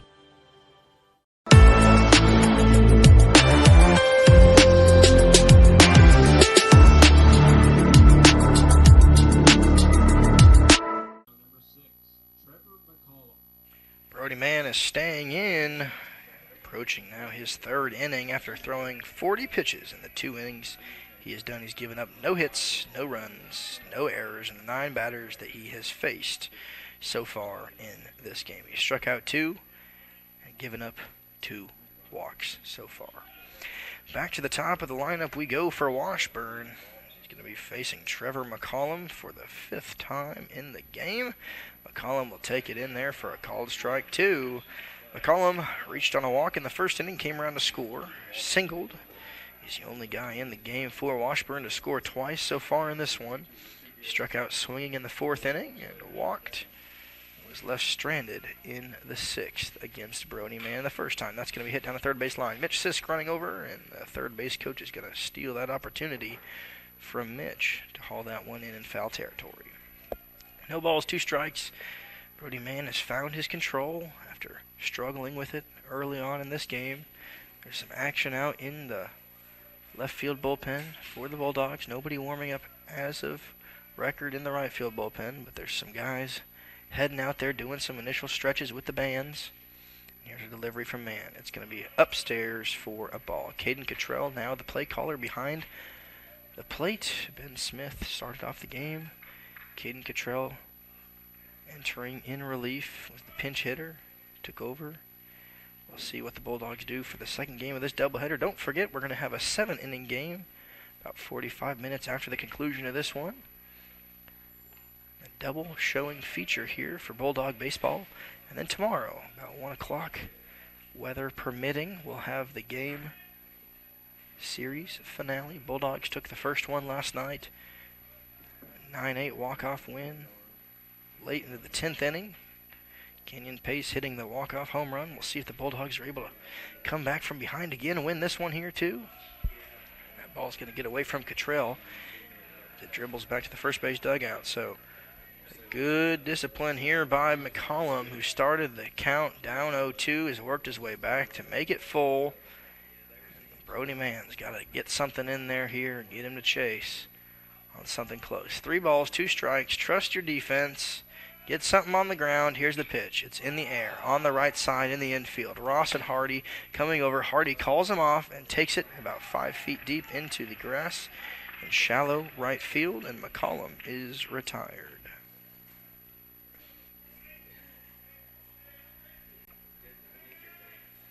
Now you got to face McHarg. Man's gone 2 1/3 innings so far in this game. McHarg started this game off with an absolute blast over the right field wall. Get things going. He hit 3 home runs last night, and he hits that one on the left side out towards the light pole. Gets over by where the gator is. Peyton McHarg hit the home run in the first inning, came around to score obviously on that 2-run blast. Struck out, swinging in the second, walked and was left stranded in the fourth, and grounded out in a big play made by Alec Hardy in the 6th inning. And he's got an opportunity here in the 8th. Infield ready, and that's going to be just up and out. Oh, he's dangerous, giving Peyton something up in the zone. He's made quick work of many of those pitches, especially 3 that he launched over the wall last night. Mitch Sisk, the third baseman, shifting over towards shortstop. Ross protecting the line over at first. That's going to be a big swing and a miss there by Peyton McHarg as Brody Man's got him down 1-2.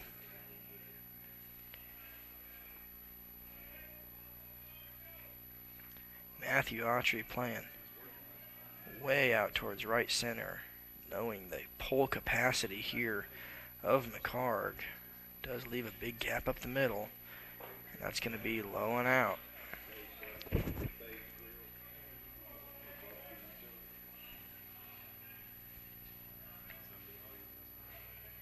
So Brody from the stretch looks in. No runners on. Everybody shifting over a couple feet to their own left, and that's going to be hit to Alec Hardy. It's on the ground. He's got it, throws it over to first, and he's got the out. Another 4-3 ground out here from McHarg, and they've silenced the powerful bat of the Washburn Ichabod, and it's going to bring up their 3-hitter in Easton Bruce, the left fielder. Bruce has a pair of singles on the day. Flew out to left field in the first inning. He singled, was left stranded in the second. In the 4th inning, he singled, was left stranded at first base. He struck out swinging. Brody got him the first time in this matchup, and here's his delivery. It's going to be outside.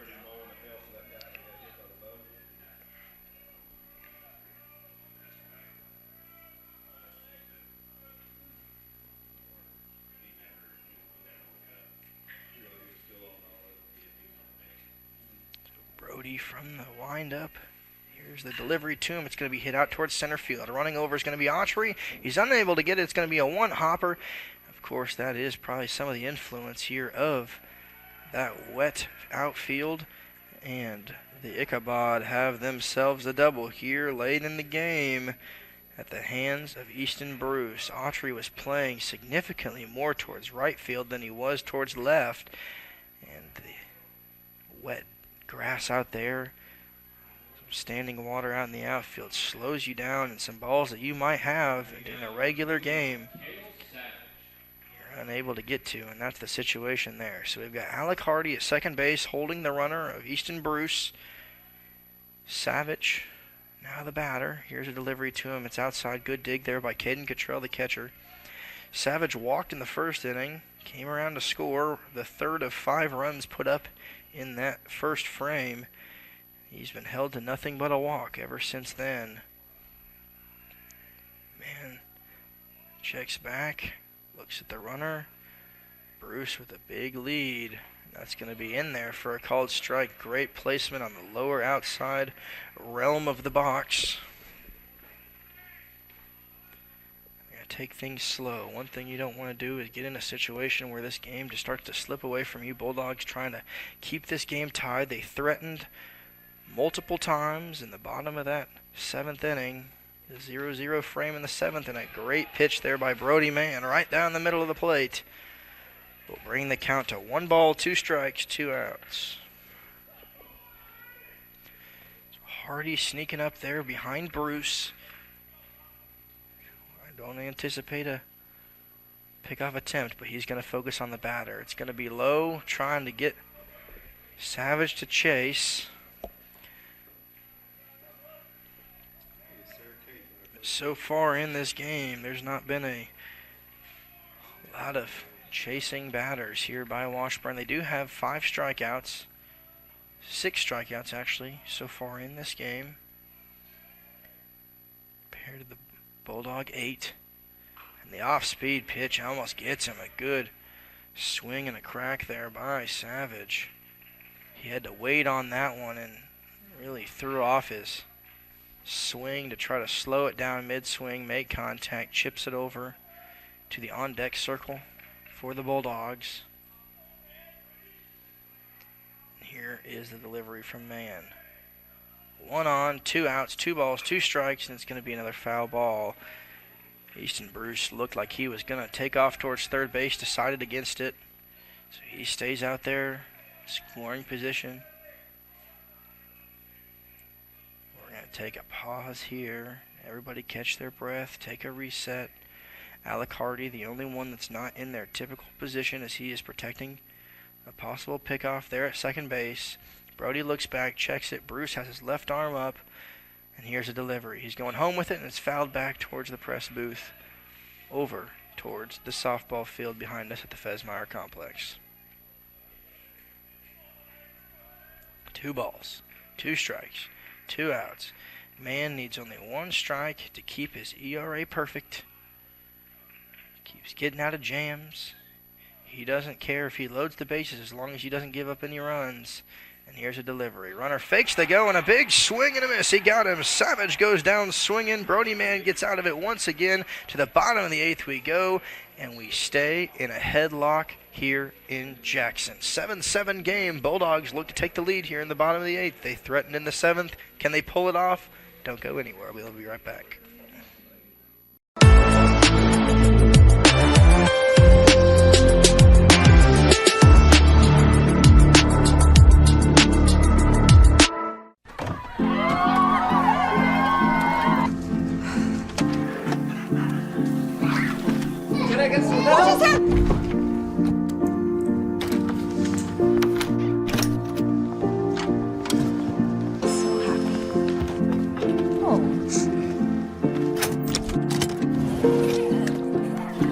Whatever they went through together. Welcome, guys. Life well planned. See what a Raymond James financial advisor can do for you.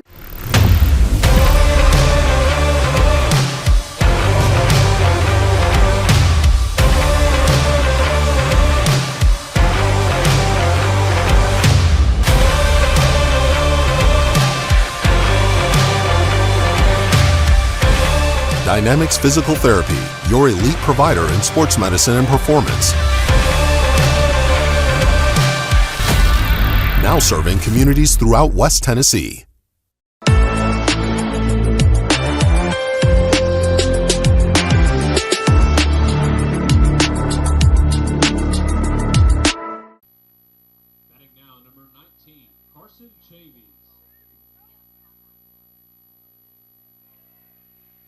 Interesting decision here to trust and remain with senior right-handed pitcher Grant Zwald. Through 25 pitches to get out of the 7th inning. Guys on third, and that's going to be out towards right field. It looks like it's going to fall. It will, and Carson Chavies has himself a single, rounds first, and he's going to hold up there as the second baseman, Adam, allows the ball to roll to second base. Carson Chavies gets a single on the first pitch that he sees. Grant Zwald.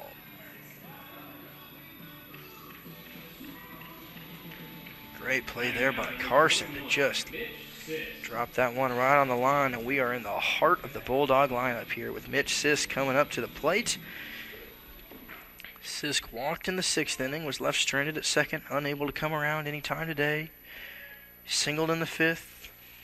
He's really been able to get the bat going here finally for the Bulldogs. Sisk against Young Harris hit 2 home runs last weekend.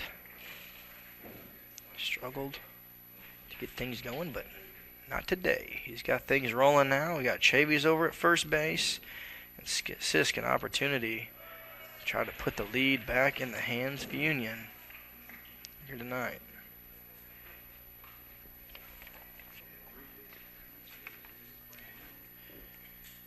So Sisk will wind up. Adams, the second baseman, preparing for Chavies to take off, and Sisk stepped back into it.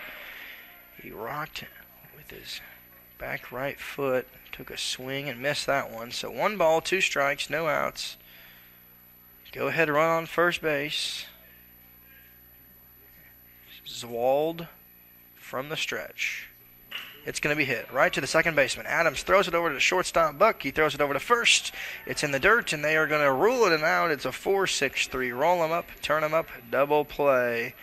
And Washburn comes up with a huge defensive moment by their middle infielder. A good play there by Adams. The umpire about got in the way of that play.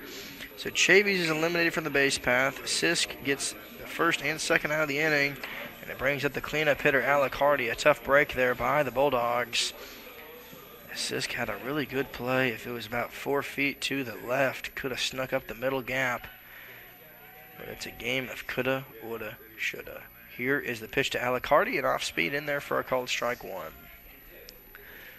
Bulldogs looking possibly relieving Brody Mann. They've got a guy warming up in the left field bullpen. Will they bring in their closer for the 9th?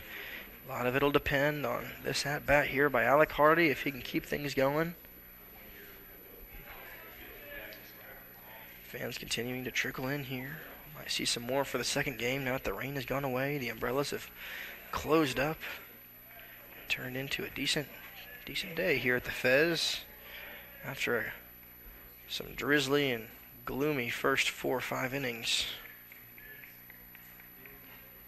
Here's a delivery to Hardy. 2-1, and Hardy fouls it off over the first base side.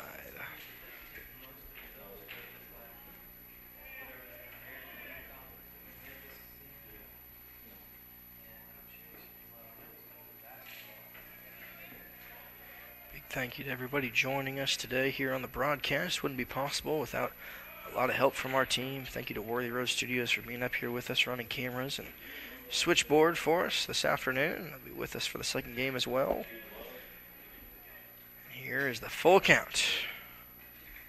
Outside, and we have another base runner in Alec Hardy with Grant Ross coming up to the plate. Alec Hardy with great plate discipline took the count full, waited on it. And now we're going to turn it over to the sophomore first baseman, Grant Ross.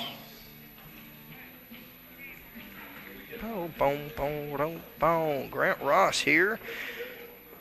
Lefty so far in this game. Struck out twice, unable to reach. Only Bulldog not to get on yet. Here's the first pitch to him way outside, and he takes a swing right through that one. Savage, the first baseman, holding Alec Hardy. Close. Hardy does have a lot of speed. We've seen him steal quite a few bases. We'll see if he takes the jump on this one. He's going. Runner going. Here's the throw down from catcher. And Alec Hardy's going to beat the throw. A great position there by Hayden Priest, the catcher. But the speed of Alec Hardy, too predictable there as he rips off another base. His first one of the day. The go-ahead run, scoring position. Now Grant Ross with 1 ball, 1 strike has an opportunity here. And a ball that got away from Zwald. Tried to throw the curve and curved a little bit too much. 2 balls, 1 strike, on deck. A pinch hitter. A check swing there, in on the hands. So Jake Kale will be the pinch hitter for Canyon Pace, who exited the game last inning. It's going to be somebody you're going to miss in this lineup as Canyon has dominated these last 2 games. That's going to be low there as Grant Ross will make his way over to first base. And the first time of the day that he gets on, and the Bulldog hope looks like it'll come down to Jake Kale, the sophomore pinch hitter here for the Bulldogs. Batting now, number 23, Jake Kale.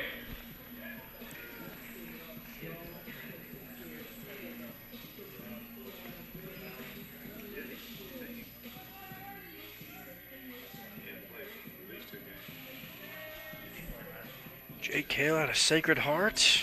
Played in 15 games last season as a freshman. Went 7 for 21. .365 on-base percentage. Didn't get a lot of playing time, but always did well at the plate. They typically bring him in. He hit .333 on the season. This year, he's had 7 at-bats. He's .286 on his average, and he's going to take the first one just outside. A big jump there by Alec Hardy. He took a huge lead. So far, Jake Kale this season does have 2 RBIs. He's knocking on the door of a few more. Second baseman Adams calling for it, and that's going to be out towards center field. It's going to land. We'll see if Alec Hardy is going to run. Here's the throw to the plate from McCullum. It's not going to be there in time, and the Bulldogs take the lead on an RBI single by Jake Kale in a big pinch hit opportunity.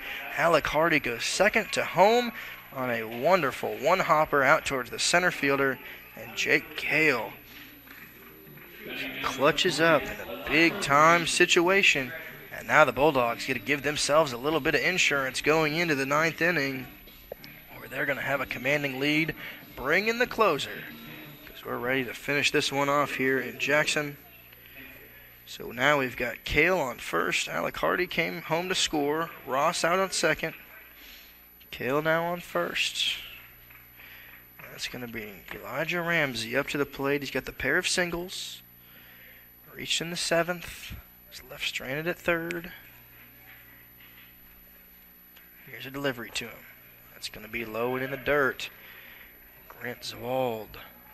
That'll be the losing pitcher of record. Brody Mann will get the win if the Bulldogs can hold on to this one, and they've totally changed the narrative here. Bulldogs find themselves down by 7 in the bottom of the 2nd inning. They've worked their way back in, and now they're up by 1. 2 balls, 1 strike, 2 outs. They've continued to fight. The times looked grim, and they decided to take the lead. They stuck with it, and that's the momentum we've seen out of this year's Bulldog team. They've stayed in the games. They've continued to compete. And here's a delivery, a big swing and a miss there by the Bulldog left fielder, Elijah Ramsey.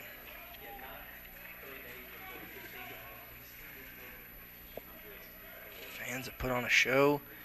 We were ready to start game 2 after the first 2 innings, but man, it's been a fun one to stay with us. Thank you all for joining us here on the broadcast. It's been an eventful afternoon, as all 3 games have been so far this week. Don't forget that there's a second game later this evening. We'll play 7 innings. This one will go the full 9, and then tomorrow, as long as the rain holds off, we'll play the final conclusive game at 1 o'clock tomorrow between Washburn and Union Washburn spent the last week in Florida, had a great series down there, beat some really good teams. But the Bulldogs are really proving themselves this week. They are just a few outs away from being 500 on the season. And here is the full count pitch. 3 balls, 2 strikes, 2 outs. Elijah Ramsey, runners going, and it's going to be off the glove of the pitcher into center field. Rounding third is going to be coming home, and that's going to be another hit there. Grant Ross came home to score. Jake Kale makes his way over to third, and Elijah Ramsey has himself a single. The Bulldogs get a run of insurance. A cushion has been built, and that is going to be a great hit there by Elijah Ramsey in a clutch situation. That's going to be his 3rd single of the game, and it looks like the frustration is setting in for the Washburn coach as he comes out to have a conversation with his pitcher. Bulldogs are up by 2. We've got Ramsey on first, Kale on third, and Ross crossing the plate on that one. We'll be right back with you here in a few brief moments after this meeting at the mound.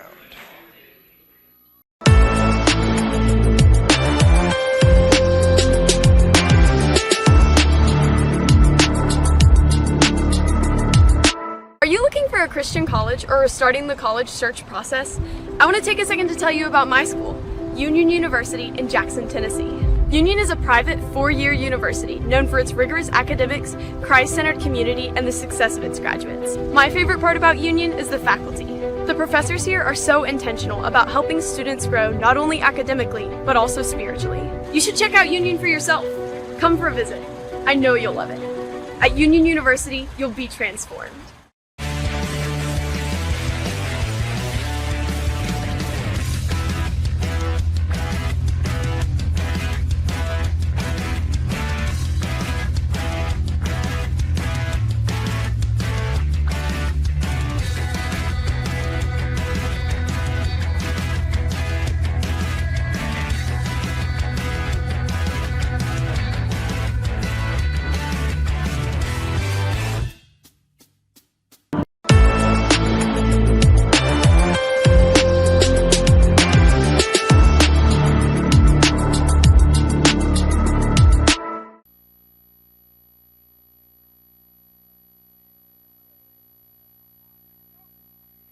Swold remains in the game. A 1st and 3rd situation. A pickoff attempt over to first base. About slipped out of the glove of Savage. It's Elijah Ramsey, the runner over there. And we're going to see the catcher, Caden Cottrell, get his 2nd crack at Swold here in the bottom of the 8th inning. Cottrell struck out swinging his last plate appearance. And we'll see if a runner goes. They do not. So Jake Kale over there at 3rd base, ready to come home if needed. The ball passes.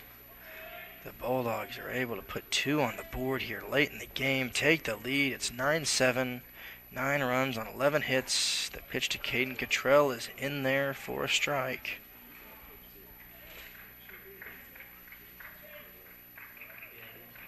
You can hear the crowd cheering on their catcher. Here's the pitch from the stretch from Swold. It's an off speed, and Caden takes a big swing at that one. So 1 ball, 2 strikes. Huff Stedler on deck. We'll see what the Bulldogs are able to do with this one. Runners going. They're going to step off, and it looks like they're going to just let Ramsey walk his way on over to second. Nothing that Swold can do on that one. He took off on a delayed steal. They just let him take it. So now there's 2 runners in scoring position. No longer a force at second. That ball is going to be out and away from Cottrell. 1 ball now turns into 2. Got 2 runners on. So Ramsey's at second. Kale's at third. Cottrell really has an opportunity to just crack this game open. Here's the pitch to him. Big swing and a miss, he got him. To the 9th we go. Flicker the lights, slam the door. Here comes the closer. We'll be back for more right here in a moment. We're going to the top of the 9th. Bulldogs have the lead.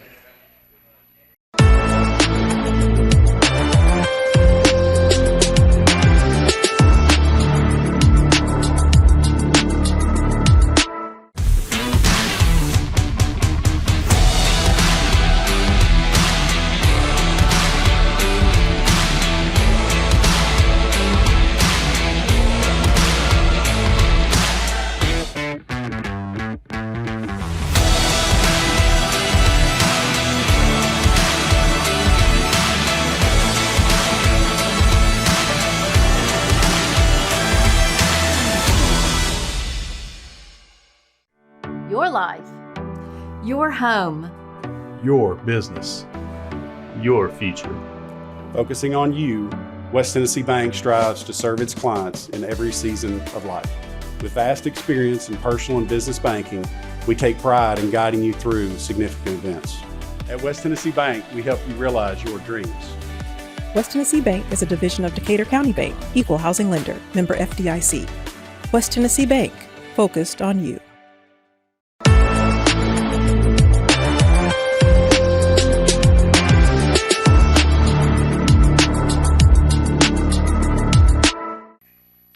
Here we go to the top of the 9th inning. The Bulldogs have a 2-run lead, and they turn it over to their new closer, Jamal Allen. He's only had to come in for 1 out so far this season. He got the job done in that one, but he did actually walk 3 batters. So always a danger here with the fast heater from Jamal Allen, the senior, transferred from Dillard University, graduate of Ramsey High School, played with the Rockabillies this summer here in Jackson alongside Sam Poindexter and Ethan Orwig.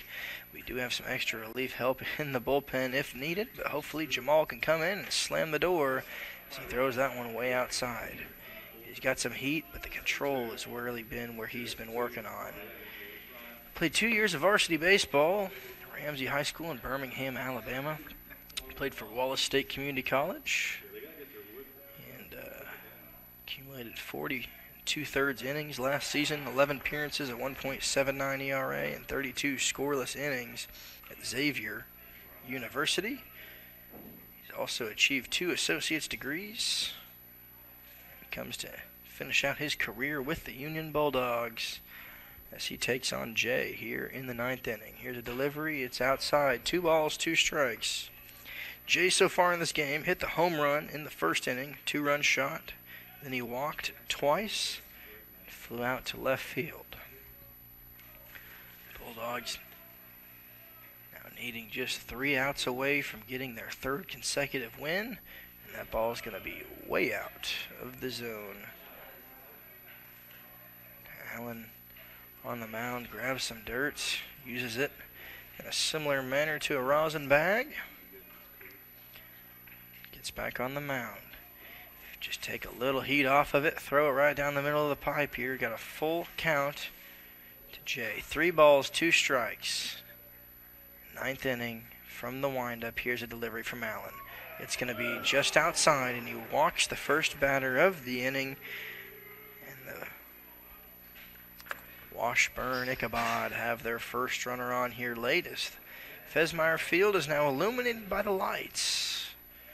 Dominant lighting source of this game's production.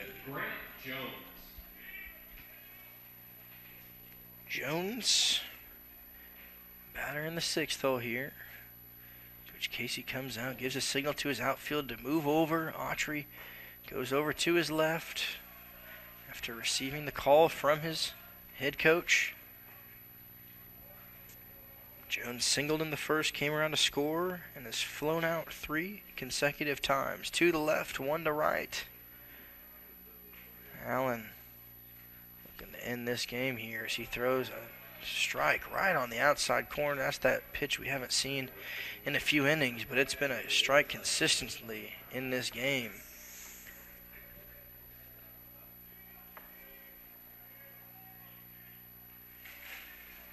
Allen with the delivery from the stretch. It's going to be fouled back into the netting. And a good pitch there from Allen takes the count to 1-2.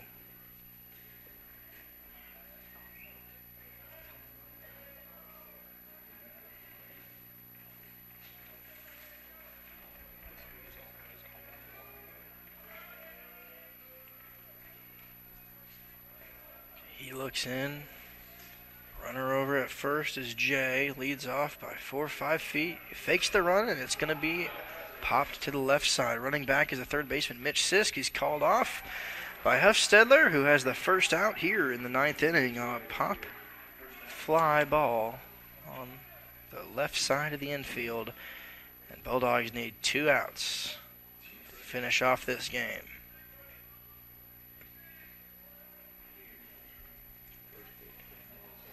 Trey Adams, the second baseman,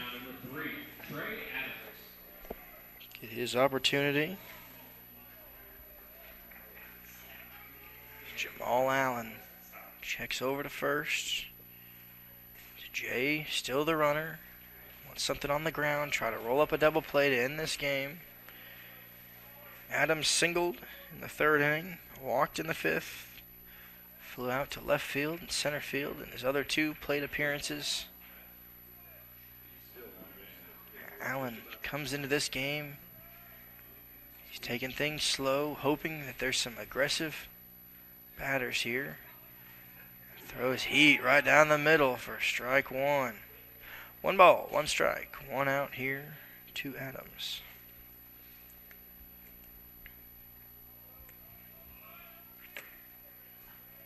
Jamal played baseball at Wallace State Community College for a couple years.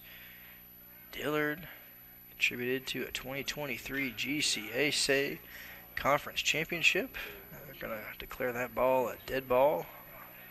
Foul. Allen achieved the 2021 Black College World Series All-Tournament second team in 2021. 2021 Black College 9 first team small division at Xavier University, Louisiana. 2023 Baseball All-GCAC second team at Dillard. They're really looking forward to him joining this pitching staff here. One of the guys that Coach Casey went out and got signed for this team. He's only faced now his 6th batter of the season. He walked 4 of them. Looks in, and here's the delivery. It's going to be just outside. A really good pitch there by Jamal, trying to get Adams to chase low and outside, put something on the ground. You see Alec Hardy and Huffstedler having a conversation on the middle infield, playing closer to the bag in case there's a ground ball. Roll it up.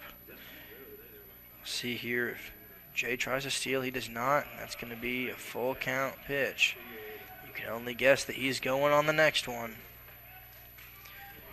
3 balls, 2 strikes, 1 out.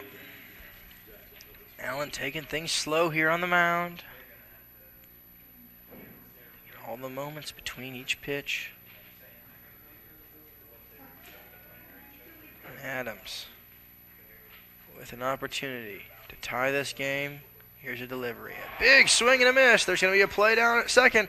They're going to put the tag on. No, he is going to be safe at second. The game almost ended there.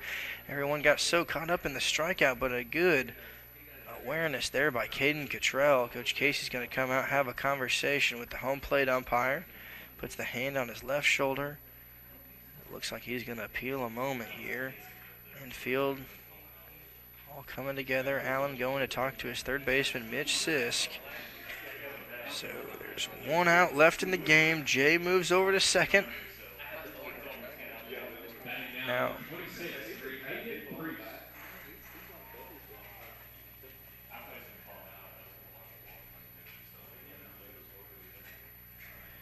at 26, Hayden Priest, as you heard our PA announcer call what is hopefully the final batter of this game, the relief catcher for Washburn.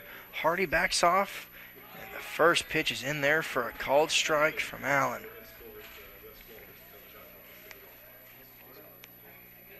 This is Priest's first plate appearance of the game. Lots of pressure on him here to stay in it. Jay got on with a leadoff walk, backing away, and that ball's going to be outside. Cottrell hauls it in. We're at the 3.5 hour mark in this game. Of course, we had the 1 hour rain delay before the game. Glad that everybody was safe so far. No injuries so far in this game. Even with the wet field, the soggy grass, and the standing water near the dugouts, grounds crew was able to get everything ready to go. Poured some dirt before the game, took off the tarp, squeegeed the outfield, just so we could get it down to 1 strike left in the game. The Bulldogs were down and out, it seemed, in the first 2 innings. They gave up 5 in the top of the first, 2 in the top of the second, and they just marched their way back right into this game.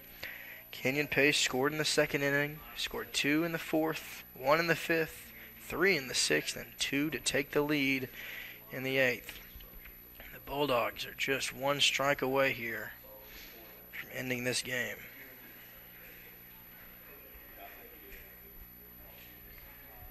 Jamal Allen taking his time, staying off the rubber. Had a conversation with his catcher, Caden Cottrell. Expect something low, fast, and outside if I had to guess what's coming. And we'll see if Priest has an opportunity here to stay in this game. Here's a delivery from Allen. It's popped up in the infield.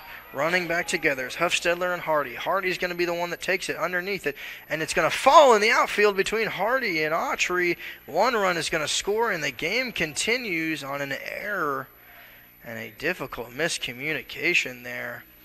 Matthew Autry runs in from center field.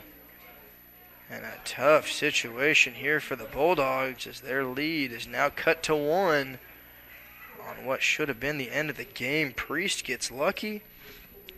Washburn catches a break. And a tough situation here on a miscommunication. That is of the fault of Autry. Autry has the dominance. He's got the call if he wants it. And there's going to be a pinch runner down there. Looks like it's Chase Luttrell from our view up here. We're also going to have a pinch hitter here. Looks like Ike Book is coming into the game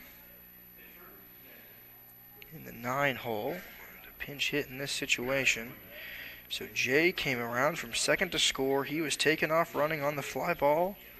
Good base running there. Priest now over at first, reaches on the air. And this is now a 1-run game. And a tough situation here, as the game should have been over. They were down to their last strike, and here's a delivery from Allen. In there for a called strike 1 on Book.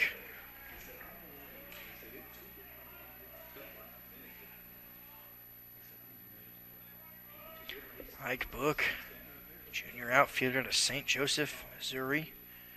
He's going to come into this game and he's going to hit one down the left field line, and it's going to be foul towards the bullpen.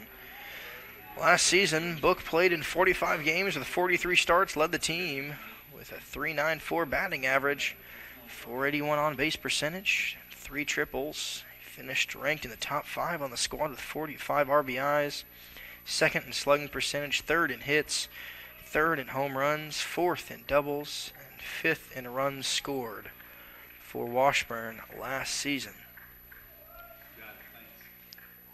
He throws right-handed, bats left-handed, and they're putting their trust in him in this big-time opportunity to stay in this game. Here's a delivery from Allen. Swing and a miss, he got him, and Book goes down swinging. The Bulldogs are back in the win column. Jamal Allen comes in and closes the door. He's going to get the save in this game. Brody Mann will be the pitcher of record. He went 3 innings through 62 pitches, gave up only 1 hit, 2 walks, struck out 3 in the 13 batters. Felt like a long time ago we were down by 7, and now we win by 1. The Bulldogs win by a score of 9-8, just like last night. Bulldogs scored 9 runs on 11 hits, no errors, 11 left on base, and 33 at-bats. And Washburn scored 8 runs, 10 hits, gave up 1 error, and they had 2 home runs in this game. And the Bulldogs are now at 500. They moved to 3-3, and they're back in the win column today. They're going to go for the series win later this evening. We'll be right back with you in about 45 minutes. And a great win come from behind with the Bulldogs. They were down by 7, and they win by 2. Thank you guys so much for joining us on this Bulldog baseball broadcast. We'll see you here in about an hour as they flip the field, get ready, and we'll run it all back for a 7-inning game. I'm Ethan Voss. Thank you for joining us, and we'll be right back here in about a half an hour.